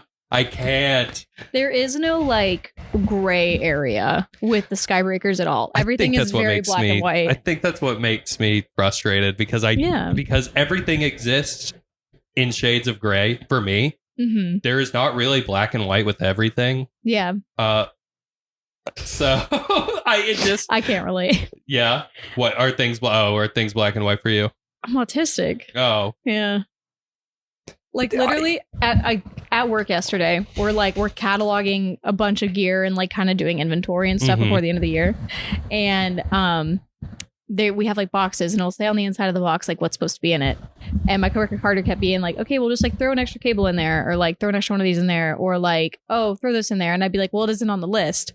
And he's like, it's fine, you can put it in there. And I'm like, but it's not on the list, so why would I put it in there? Yeah. He's like, it's fine. And I'm like, but it's not on the list. So I have gray areas of thinking with some things, but there's also like being an autistic person, there's definitely some things where I'm like, but it's supposed to be this way. And like, if it's not that way, yeah, but I don't think, does that like go into like your own morality of things as well? No. Okay. Yeah. I think that's what I'm trying to get at too. Okay. I understand. Like, just like, I don't know. I feel like I'm a very logical person. Yeah. But I'm also just like, I wouldn't say like, yeah, I see like I see things in black and white, like as everybody else does, right? With certain things and whatnot. But I understand like not everything is exactly how it should be. Yeah. And I think that's like, that's your issue with the Skybreakers. I think that's my issue with the Skybreakers. Yeah. I think it really is, because I'll admit it. If you break the law, depending on what law it is, I don't think you're a bad person. Yeah. I would agree with that. Yeah. Yeah. Now, there are some laws that if you break them, I think you're a really bad person. But I understand, like, there is some things that people get arrested for where I'm like, I don't really think that that's as bad as you think. Or like, I'll say it. If you steal from Walmart, that's okay. Steal from Walmart. You can steal as much as you want from Walmart. Walmart, if you're listening, I'm sorry. You make billions of dollars. I don't. Just don't steal from small businesses. If you steal from mom and pop shops, then you're bad. I don't know if you should do that either. Unless you're like Jean Valjean and you're trying to feed your family some bread. Like, I don't, like, come on. Remember, kids, it's okay to steal from big corporations, just not small businesses. Yes. But you have some people who say, like, stealing is wrong. You should never steal. Yeah. I've gotten in an argument with my coworkers about that. For the same thing. They're just like, he stole. And it's like, who cares? I think it depends on the circumstances. There's always a gray area to me with that kind of stuff. Because if you're just stealing to steal, then it's like, okay, there's some morality things there. We don't need to have this argument on the podcast. Yeah. Because we don't need to do that. But, you know, there is gray area, and your issue with the Skybreakers is that there is none with them. It just seems like there's none. Yeah. Yeah. Yeah. That's okay. Okay. I don't really like them either. If you like the Skybreakers, let me know why. Yeah. Yeah, let us know why. Tell us why you like the Skybreakers if you like the Skybreakers. Mm-hmm. Okay, ready to move on? Yes. All right. Chapter 107, the first step. Dalinar gets ready for the day and is going to come out of his stupor for the time. He meets up with Taravangian, and the Stormfather tells him that he sensed Kaladin in the storm. They go to the meeting, and Dalinar realizes that the enemy is going to hit Thaylen City. After the meeting, Dalinar approaches Kadash and apologizes about Wrathglass. Kadash informs him that he wants to remain with the Alethi through these hard times. Dalinar talks to the Stormfather and learns that there is another quote-unquote leader of the enemy, and he plans to bring her into a vision. Taravangian talks to Adritasia and Malata and further their plans to undermine Dalinar. I have a good Yasna scene here. Go ahead. With Ela. Go ahead. Ela says, I just think, well, they're talking about the unification and, you know, state secrets and all this kind of stuff. They're talking about the Dawn Chant and translations. And Ela says, I just think you showing up here with them is a slap in the face for the rest of us. Because, hold on, I feel like that does not have enough context. Pause. Okay. What did I mean? As for these papers, Yasna continued, they happen to be a scholarly report which my mother has not yet reviewed. We will release what we discover once we are certain that our translations are correct and that nothing in those notes might give our enemies an advantage against the city. Yasna cocked an eyebrow. Or would you prefer our scholarship be sloppy? The Asians seem mollified by this. I just think, Ela said, you showing up here with them is a slap in the face for the rest of us. Ele, Yasna said. It is good you're here. Sometimes an intelligent dissenting voice tests and proves a theory. I do wish you'd work harder on the intelligent part, though. Dalinar downed the rest of his drink and smiled as Ele settled back in her chair, wisely not escalating a verbal battle against Yasna. Unfortunately, Ruthar did not have a similar sense. And Ruthar says, don't mind her, Ele. The godless have no concept of proper decency. Everyone knows that the only reason to abandon belief in the Almighty is so that you can explore vice. Oh, Ruthar, Dalinar thought, you can't win this fight. Yasna has thought about the topic far more than you have. It's a familiar battleground to her. And this is, during that, Dalinar's like, oh my god, they're not gonna attack G.O.A.T. But I just think that whole interaction's funny. Oh, it's great. Because everyone's like, oh, Yasna, you heretic. And she's like, actually, you guys are stupid and dumb. Actually, I've thought about this more than you. Yeah. I just love her.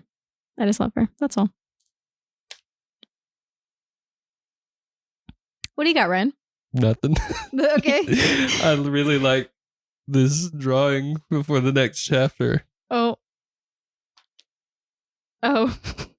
Drawing is easy. I I think that's supposed to be Veil that drew that. Probably, yes. Yeah. There is a ghost blood symbol on the page as well. Yes. I did have more notes. We kind of see again Taravangian kind of having some cracks in his facade. Taravangian, Dalinar said, we'll leave troops in G.O.A.T. too, in case I'm wrong. Don't worry. The old man looked at Dalinar, then strangely wiped tears from his eyes. Are you in pain? Dalinar asked. Yes, but it's nothing you can fix. He hesitated. You're a good man, Dalinar Kholin. I did not expect that. So obviously Taravangian's kind of having a dumber day. Yep. And Dalinar is trying to be a better person. And is doing so. And Taravangian was like, well, I didn't expect this. Yeah. So that's what I got for that chapter. Yeah. Yep. All right. Chapter 108, Honor's Path. Shallan and Kaladin are now free from captivity on the High Spren ship. It's been a week and all... Oh, Eva typo. It's been a week and Cal wants to go to Thaylen City to try the Oathgate. Shallan convinces the captain to let her practice soul casting. Adolin joins her and tells her that he killed Sadeas. Kaladin is close to realizing the fourth ideal, and the captain is amazed there is a new bondsmith. Adolin notices Kaladin's glowing and also notices Shallan/Veil's admiration. Then fuse are spotted. Yep. I have quite a few notes in this chapter, actually. Why don't you go right ahead? Well, they're talking about the beads and how that whole thing works. And he asks Shallan, when did it begin again, Radiance wearing ideals? And she thinks back to her mother and killing her. Hasn't been going on for long, Shallan said. Long. A few months for most of us, a few years for some. And he said, we had hoped this day had never come. And she says, Captain, why did you let us out? If you're so worried about Radiance, why not just keep us locked away? It wasn't honorable, the captain said. You're not prisoners. What are we then? Stormfather only knows. Fortunately, I don't have to sort it out. We'll deliver you and the ancient daughter to someone with more authority. Until then, please try to not break my ship. But I just think it's interesting because we saw that Spren and Celebrant that was like, oh my, thank God the Radiants are here again. And then this Captain Eco is like, we hope this wouldn't come. Yeah. So it's really interesting to kind of see the divide between the Spren on how they feel about Radiance. Yeah. And this is also when Azure's like, I'm out. And yeah, I'm gone. And tells them what she's after. Yes. A bounty. Yep. Your bounty is a weapon? Her bounty is a weapon. And the one who brought it to your land. A shard blade that bleeds black smoke. Which is Zeth's sword. Mm-hmm. So Azure is here after Sword Nimi. Yes.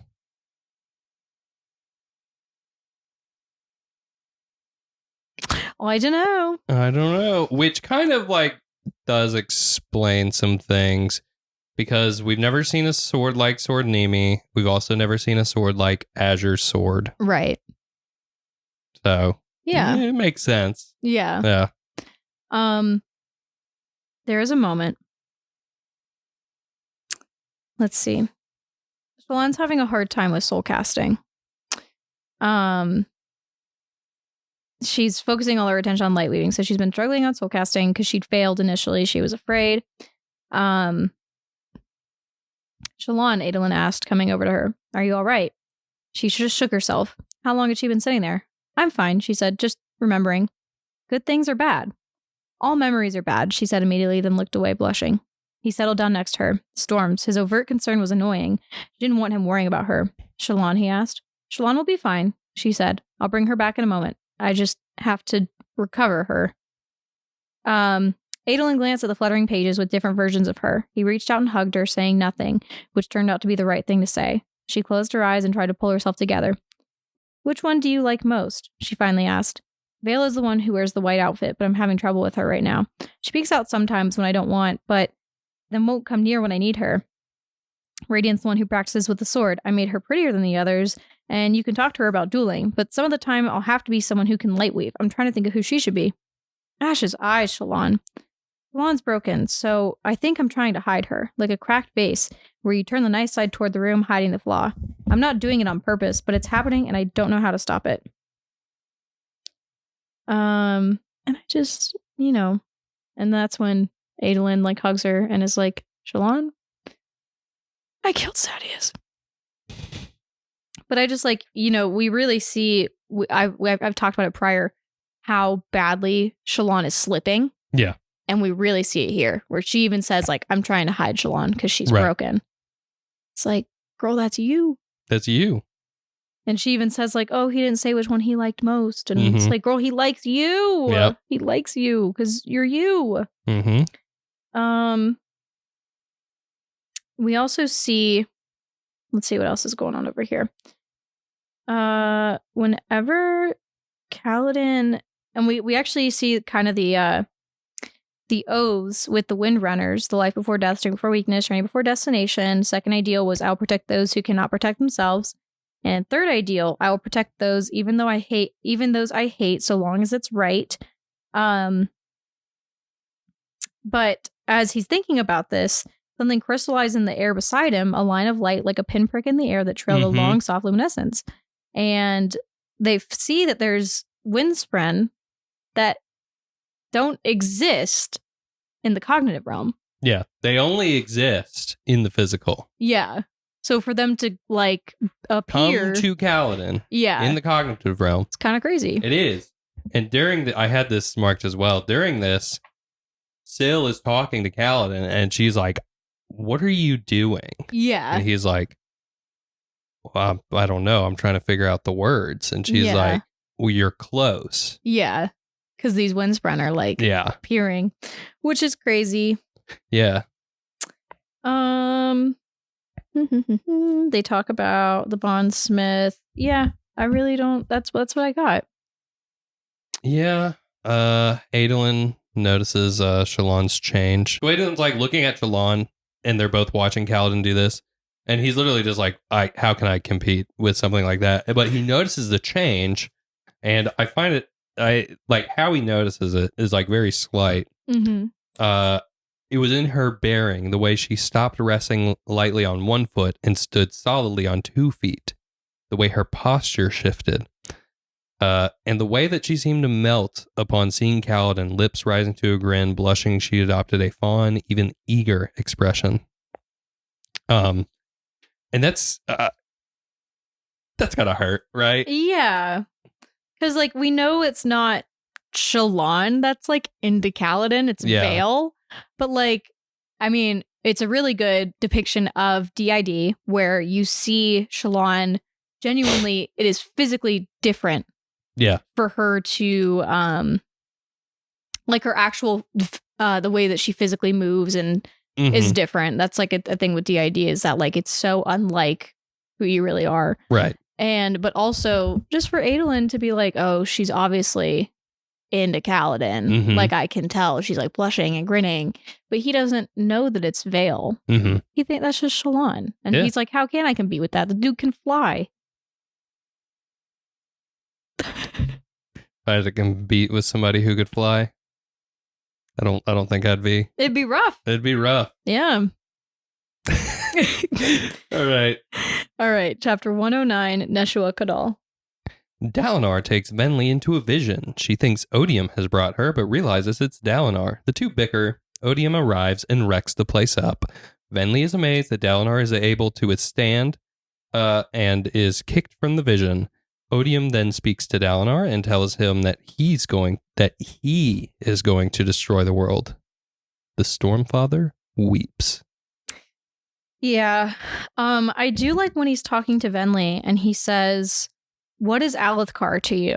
I can help you build a new nation on the Shattered Plains. I will give you laborers to raise cities, ardents to teach you any skill you want, wealth as payment and ransom for Kholinar and its people, a formal apology, whatever you demand. And she says, I demand that we keep Alethkar. And his face becomes a mask of pain, his brow furrowed. Why must you live there? To you, Alethkar is a place to conquer, but it's my homeland. She attuned reprimand. Don't you understand? The people who live there, the singers, my cousins, are from Alethkar. That is their homeland too. The only difference between them and you is that they were born as slaves and you as their master. That's some facts. Yeah. That's some facts. And it's just like, she's right. Yeah. And I don't know. Yeah. It hits hard. It does. It's a good thing. I don't know. I can't think of anything smart to say. So, Ryan, take it away. I can't say what I want to say.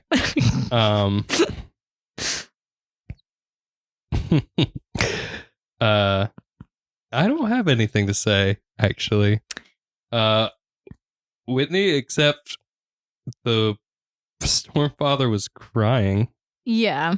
He kept Odium back, but Storms he had paid a price.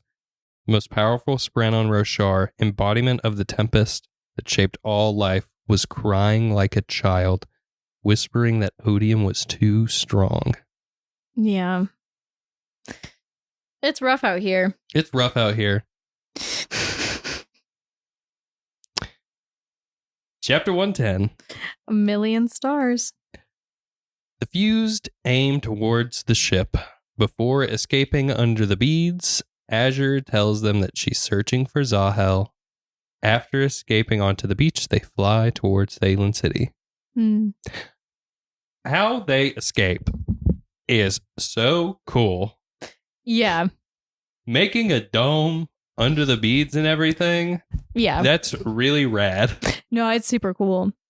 I like the scene where Kaladin says, Azure, I was too harsh earlier. It doesn't mean that it's not that, she said.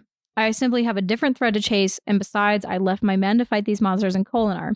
Doesn't feel right to do the same again. She smiled. Don't fear for me, Stormblessed. You will have a much better chance if I stay here, as will these sailors. When you boys next meet the swordsman who taught you that morning kata, warn him that I'm looking for him. Zahel? Adolin said. You know Zahel? What are you talking about, Adolin? I know you're a himbo, but come on, man. Come on. Get it together. No, I think it's interesting. But yeah, the scene where they, Shallan creates like a dome for them to be under. Super cool. Mm-hmm. Also, right after that, she says, we're old friends. And then she says, Notum, have your sailors been cutting those bales of cloth into the shapes I requested? The shape she requested? The shapes of cloth she requested. I wonder what that could mean. Who knows? Who's to say? All right. Do you have anything else for this chapter? I don't. All right. Do not. And yeah. Okay. All right. Chapter 111. Ayla Steely? I don't know. I don't remember how to say that. Ayla Steely. Ayla Steely. Dalinar, now in Thaylen City, talks to Amaram, who is not happy with the cleanup duty. Renarin asks him if he's seen any large gemstones in the reserve. The Stormfather tells Dalinar that cultivation is in hiding, and that's why odium doesn't pop out, because then he would be weak to her attack. He then attends a meeting where the Stormfather says a storm is coming. Then he learns from Navani and Yasna that humans are the actual Voidbringers, and that this is not their world. Yeah. Not only this, but the rest of the coalition have learned about this High King business, and chaos erupts. Yeah. Remember when we were recording the last episode? And maybe it might have been part 2 or 3. Yes. And you were like, I can't remember what happens. I couldn't remember what the Recreance was. Yeah, which was, the Radiants finding out that they took over the world, and that the Parshendi are like the original civilization, like it is technically their world, and humans took that over. And so the Recreants is the Night Radiants being like, screw this isn't honorable. You were like, I can't remember. And I was like, it is so earth-shattering, Ryan. Like, yeah. And then I realized, like, yeah. I remember the first time reading this book, finding that out, and just being like, oh, no way. I remember reading it and finding that out, and I had the same reaction. I was just like, how did I not put that together? Yeah. Everything's a crab, and the humans aren't. Yeah. Everything's a crab.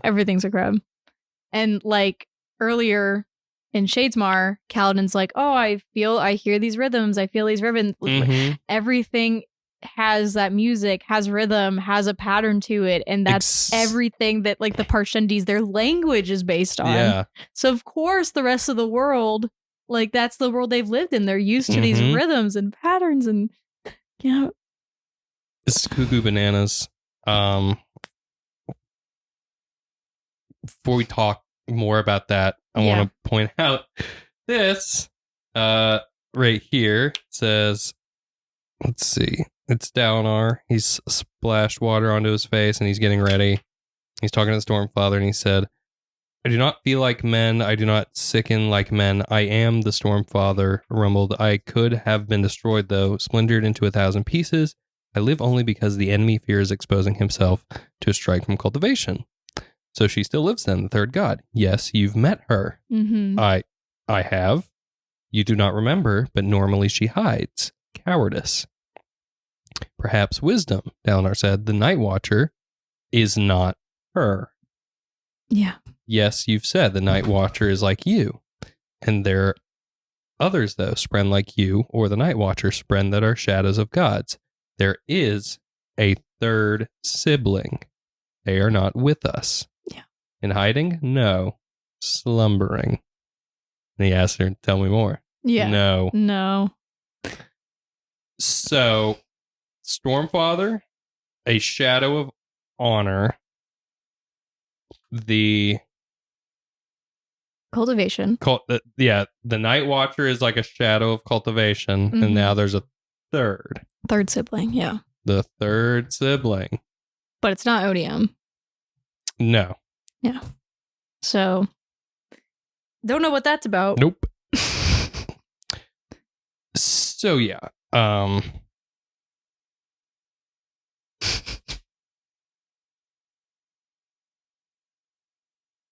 How could we not have seen this sooner? When? I don't know, Ryan.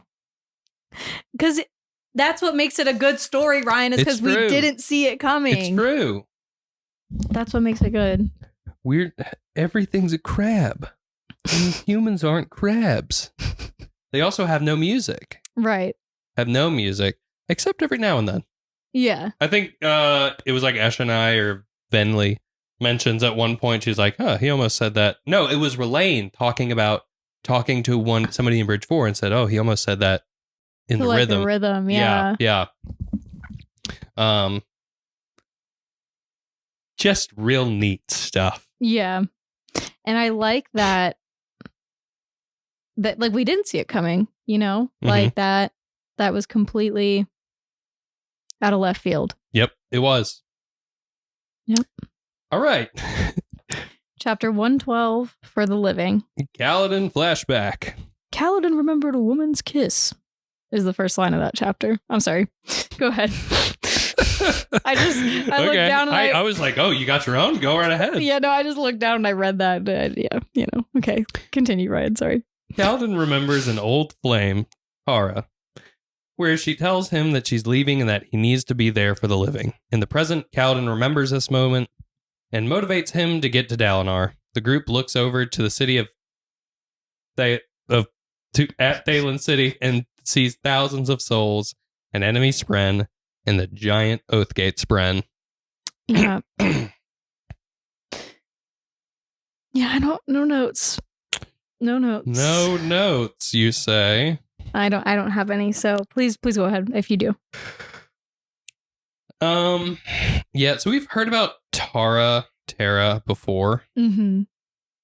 And we finally, get to, I guess, meet her in a way. Yes. But it's interesting just to see, like, she gave Kaladin the same advice where it's like, you care too much for the dead. You care too much about your own failings. You need to keep moving forward and everything. Yeah. Kind of just goes to show, man, Kaladin's been dealing with this issue for a long time. Seek help, man. Go to therapy. Yes. I'm sorry. I mean, yeah. But yeah, no, he's definitely been dealing with this for a long time. Mm-hmm. But that's what he's taking that advice now. And he's like, I'm going to save Dalinar because I need to be there for the living. Yes. Yes. Love it. Chapter 113. The thing men do best. The Stormfather tells Dalinar that the revelation about the Voidbringers was the reason for the Recreants. The Radiants broke their oaths to save this world, so to not destroy it like their last. The monarchs all depart, all going their separate ways. The coalition is now broken. Yeah. This is a bummer. No notes. No notes. For me personally. No, not. Yeah, same. Yeah, no. Wacky bananas bonkers part. That's kind of like the big revelation of the whole series. Is like, so far, yeah. The humans are wrong. Yeah. They are the Voidbringers. Yeah, like this whole time you're like, well, we need to defeat the Parshendi, like we gotta, there's, I don't know. You're thinking that they're doing the right thing the whole time. Like, it still sucks to have to, like, go to war and do all these things. Yeah. But, like, we're looking at this the whole time. We're like, oh, but they're doing the right thing. It's what's right. It's what's going to save the world. They have to do it. Just to find out that they are the ones that don't belong here. Yeah. And they are the ones that caused all these issues. Yep. The Parshendi did nothing wrong. Well. They were here first. There we go. It's everything's a shade of gray. Yeah. So I can't believe we're almost done with this book. Yeah. So I kind of mentioned last episode, you said something where you said part 3 is where things really ramp up with his books. Yeah. And I said I would hold this opinion off. I don't really like the first half of this book of the Shadesmar portion. Mm-hmm.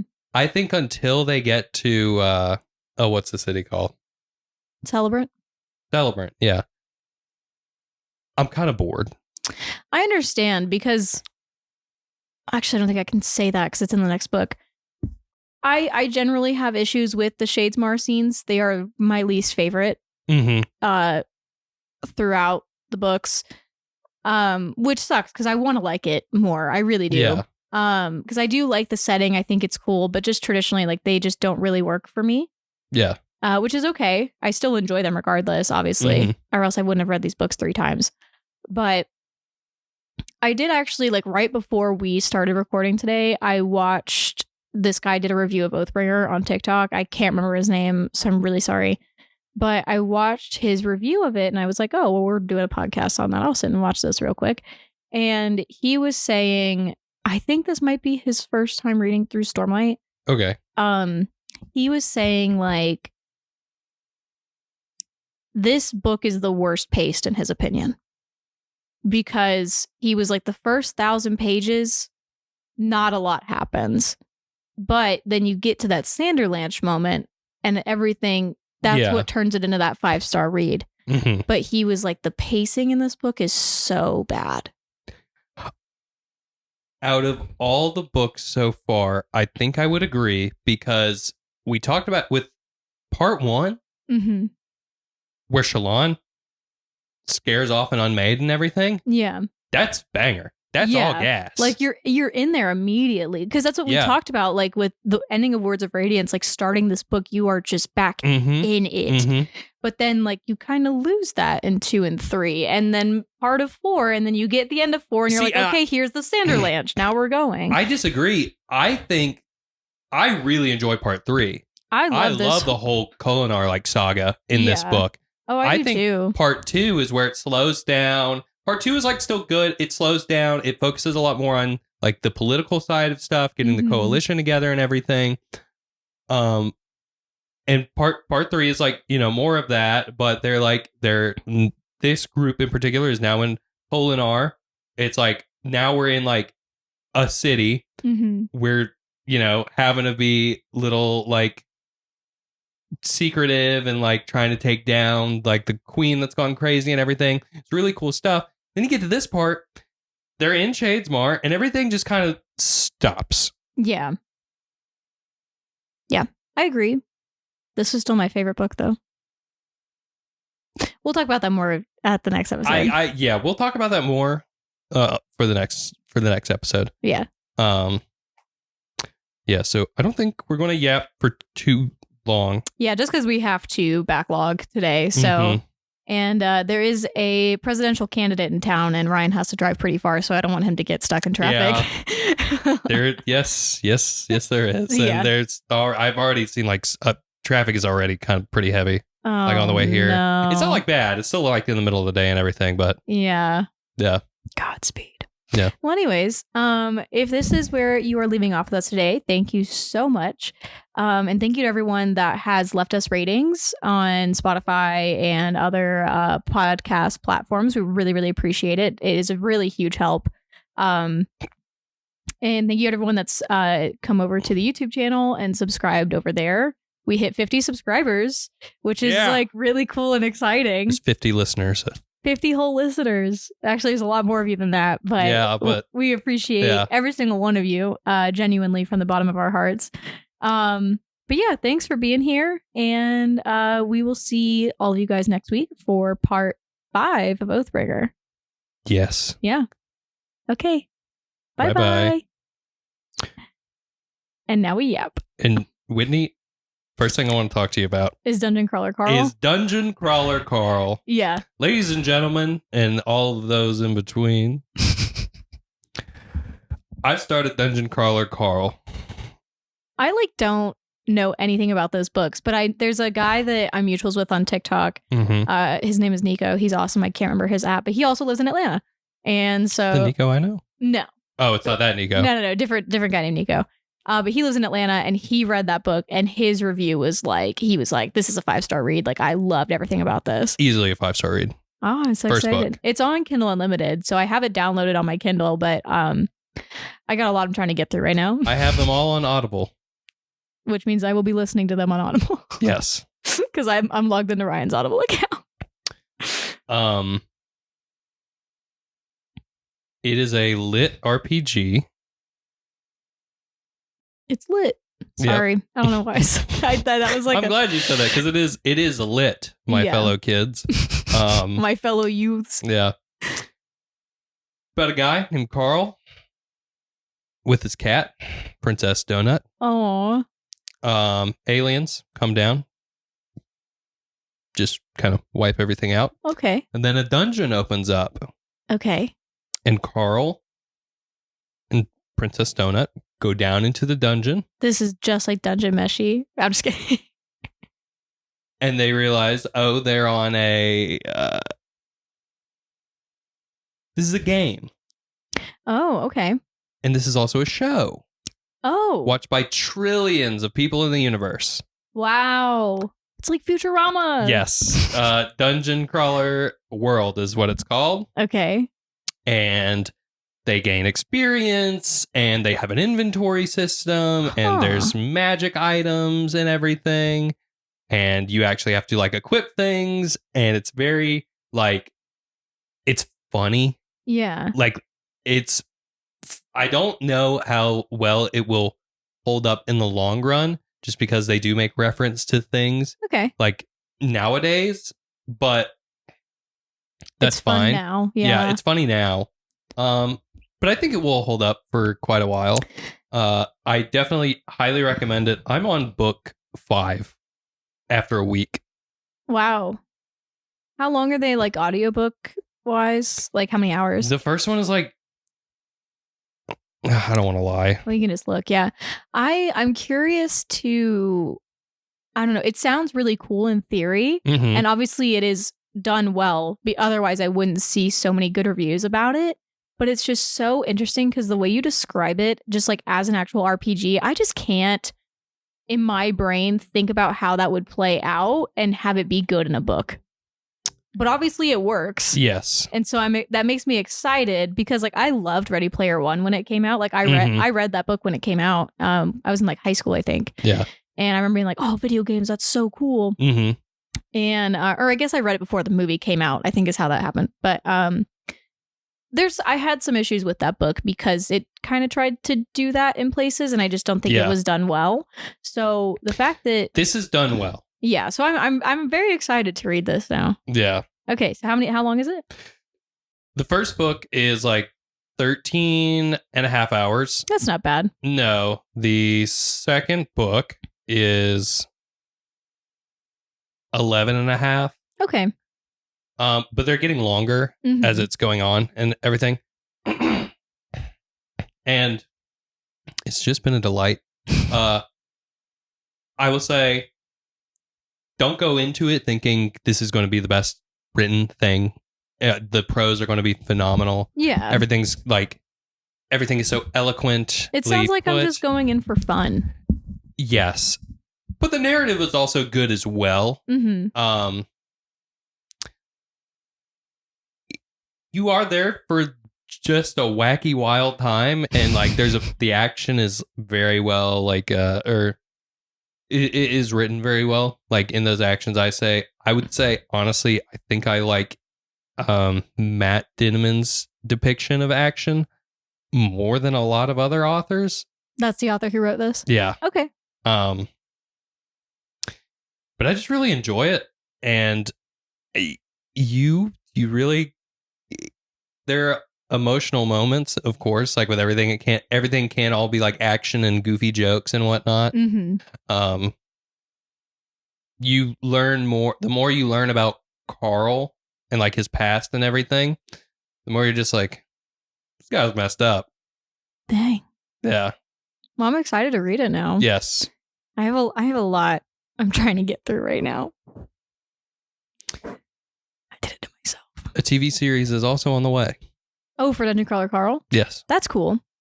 I think it's Seth MacFarlane's production company. Oh. Yeah, Fuzzy Door. Hopefully that'll be good then. Yeah. Yeah. A little more adult as well. Oh, yeah. Yeah. They say MF a lot. Okay. Yeah. Okay. Got you. Interesting. Okay. Have you been watching what's that? Dun dun Dun dun dun dun dun dun dun. Have you been watching it? I actually haven't. I haven't watched it either. There's only 2 episodes out right now. Okay. Yeah, they're doing it a weekly drop and everything. Have you watched any of the Uzumaki thing? I heard episode 1 is really good. That's also what I heard. Yeah. So I heard just like the animation quality drastically changes between episode 1 and 2. And I know why. Yeah. Mm-hmm. Why? So there was a deleted, I think, tweet by one of the producers of that show, and said nobody is to blame or anything, but I think the creative team, like the team behind it, were given 3 options. And they said they could release it how it was.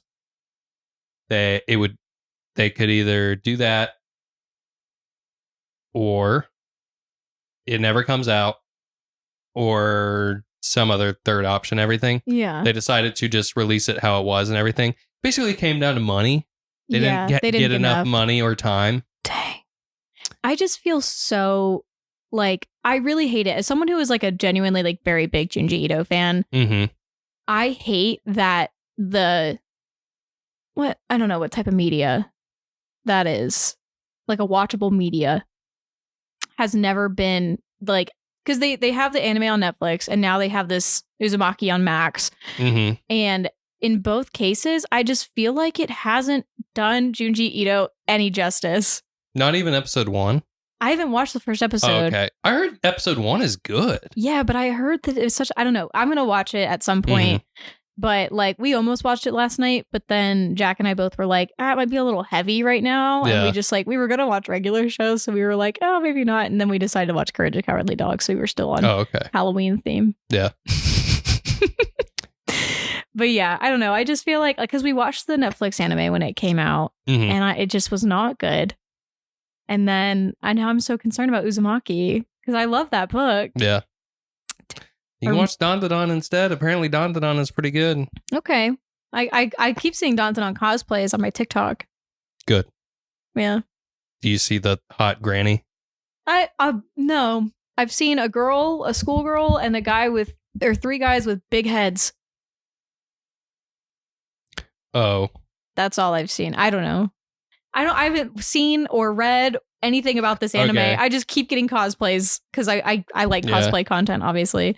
So I don't know. Yeah. Yeah. It's Spooktober. It is. You weren't on Discord the other night when we watched I Know What You Did Last Summer. Yeah. I fell asleep towards the end because I worked all week, so I was very, very tired. I like that movie a lot. I don't think it's a good movie. Okay. But I think it's fun. Yeah. It's a slasher. I mean, that's what a lot of horror movies are. Yeah. They're not good, but they're fun. That's what Jack was like. We were talking about it the next day and he was like, I did not like that movie. And I was like, but it's so fun. Yeah. It's a teen slasher. Like, come on, man. Yeah. You can't hate it. Well, you can. I mean, you can. But you shouldn't. No, I'm just kidding. Yeah. You're allowed to have your own opinions. I am 1 or 2 days ahead of Spooktober. I am very behind. I like the backlog. Yeah. The movies and everything. That's so funny. I think I've watched like 3 or 4 days. Gotcha. But I also did work 7 days straight. And so I would like get back to my hotel room at night and I was like, bedtime, no movie. For anybody not familiar, Spooktober or 31 Nights, 31 Frights, whatever you want to call it, you just watch a horror movie a day. Yeah, in October. Or you just watch more horror than you normally would. I try to do at least one a day. I usually try and backlog because I know I'm going to miss a day. Yeah. I started doing this last year. I started doing the one a day last year. Yeah. But the year previously. You were still doing it. I was still doing it. This was the first time, this year was the first time I've seen Insidious. I have not seen that. It was... I probably would have been more scared, but Jack and I were watching it together, and that was like a horror movie for him that scared him very deeply in his youth. And so we were watching it, and we're like sitting on the couch watching this movie, and I would know when a scare was coming because Jack would like grip my hand a little bit harder, or like whatever part of my body his hand was on, he would just like start gripping harder. So I never got scared because like a couple seconds before it happened, I would get like a grip, and I was like, okay, well, man, now I'm not gonna be scared. Yeah. So I think it would have been scarier had Jack not done that, or I'd watched it by myself. It was still a pretty good movie. Like, I'm not gonna lie. Like, as far as horror movies go, I was like, okay, this was pretty good. I was actually a little scared at points. Like, that's all I asked for. Yeah. So, yeah, that was the first time I'd seen Insidious. And yeah, I think maybe I've only done 2 days of Spooktober. Oh my God. Oh my God. Anyways, I'm not as hardcore about movies, though. I'm not a big movie person. I have I'll usually do a franchise or two in there. Oh yeah, you did all the Saw movies last year. Yeah. I remember that. Yeah. What are you doing this year? I already finished a franchise. What did you do? I watched all the Conjuring franchise. Oh, how was that? I've never seen those. Most of those are bad. Okay. First Conjuring, it's a pretty good movie. I do want to watch that one. And then it goes Annabelle. It's not a good movie. Oh. Also kind of racist. No. Yeah. Okay. Then it's Conjuring 2. Okay. It's a pretty good movie. That one's pretty I honestly good. kind of liked it a little more than Conjuring 1. Okay. Then it's like Annabelle Creation. Okay. It's better than the first one. I liked it. Not as racist, I hope. It's not as racist. I don't think it was great. I gave it like a 5 out of 10. Okay. Yeah. And then it's like that Annabelle Creation. Then it's is it The Nun? The Nun. Oh, I've seen that one. I've seen The Nun. Yeah, Jack and I watched Hated The Nun. It was fine. Then it's Annabelle Comes Home. That one was all right. Okay. Conjuring 3 blows Okay. absolute chunks. Oh, jeez. Gross. That movie is bad. I hate it. And then The Nun 2 was better than the first Nun. Okay. Surprisingly. Yeah. Wasn't very good. I don't think I knew The Nun was part of the Conjuring franchise. Yes. Jack and I watched it. It first shows this up year. in The Conjuring 2. Okay. Conjuring 3 really, really, really makes me mad, Whitney. Yeah. Why? So the Conjuring movies are about the Warrens. Okay. The Warrens are real people. Okay. We're real people. Right. Yeah. I think I did know that. This is my opinion. I think the Warrens are hucksters and frauds. Okay. So what about The Conjuring 3 makes you mad? The Conjuring 3 revolves around the devil made me do it case. Okay. I'm familiar. Yeah. I listen to a lot of true crime, so. Where a man killed his landlord and used the defense that he was possessed by a demon. Yeah. Number one, that's not going to work, buddy, because you can't prove it. And you know what? It didn't work, buddy, because you can't prove it. He was only in jail for 5 years. Whack. Now, it was a manslaughter case. I think it was a manslaughter case, and that's why it was only for 5 years. Also, it was in like the early 80s. Yeah, okay. So, yeah. Wow.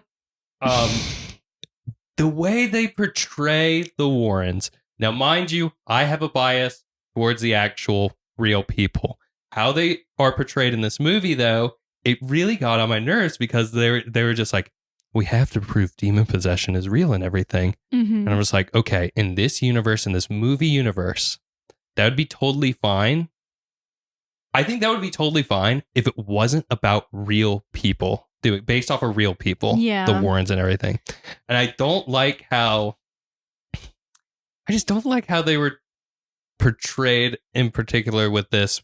Like, they absolutely were like noble, and it all comes down to, I don't appreciate these people in real life. Therefore, I can't take my bias out of these movies. So, yeah. That's fair. I feel like that's a reasonable answer. Yeah. A movie that I did was pleasantly surprised by. Do you want to hear about the most surprised I've been out of any movie? Sure. It's a movie called Wishmaster. Okay. I've never heard of that. Neither had I. I like to just get on whatever streaming app, see a horror movie, say, that looks interesting. Yeah. I'll watch it. Yeah. Wishmaster, movie from 1997, was executively produced by Wes Craven. Okay. It's about a djinn. Okay. Yeah. That comes, and he's like, they're interdimensional beings that want to just take over the world. And this djinn has to get this lady to make 3 wishes, of course. Mm-hmm. But he can also grant just like anybody a wish. Yeah. In his search and looking for this woman that has woken him up, he just goes on like a terror through this like city and grants people these wishes and everything. Uh-huh. It's just very well like done. There's like very cool effects in it. Yeah. Like it's not all like CGI or anything. What year is it? 1997. Okay. There's cool practical effects. There's a bunch of just like horror icons in it. Like Robert Englund and Tony Todd are both in it. Nice. Yeah, just a good movie. It's on Amazon Prime. Give it a watch. I think it's a sleeper. Yeah. Are you going to that horror festival or convention thing? I think so, yeah. I think I'm going to try. When is that? I think it's next month. Next month. Yeah. Nice. I just remember you posting that and you were like, yeah, there's all these horror icons. And I remember looking at the website for that convention when you said that. Mm-hmm. So that'll be cool. Yeah.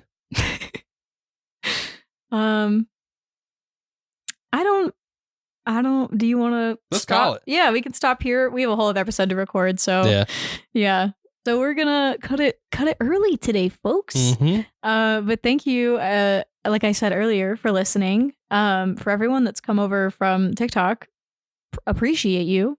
Yeah. Hopefully we'll say something funny enough I can post on TikTok again soon. What are you talking about? We posted some stuff. Yeah. We've said some things. Yeah, there's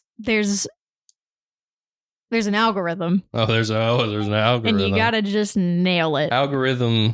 Schmalgorithm. Yeah. So true. That's what I say. But yeah, so I don't know. We're just happy to be here. I'm really excited for I think I might have some like content ideas for Dragonsteel. Oh yeah. So I'm excited. I think we should do not an episode at Dragonsteel, but I think we should do like something Listenercast based at Dragonsteel.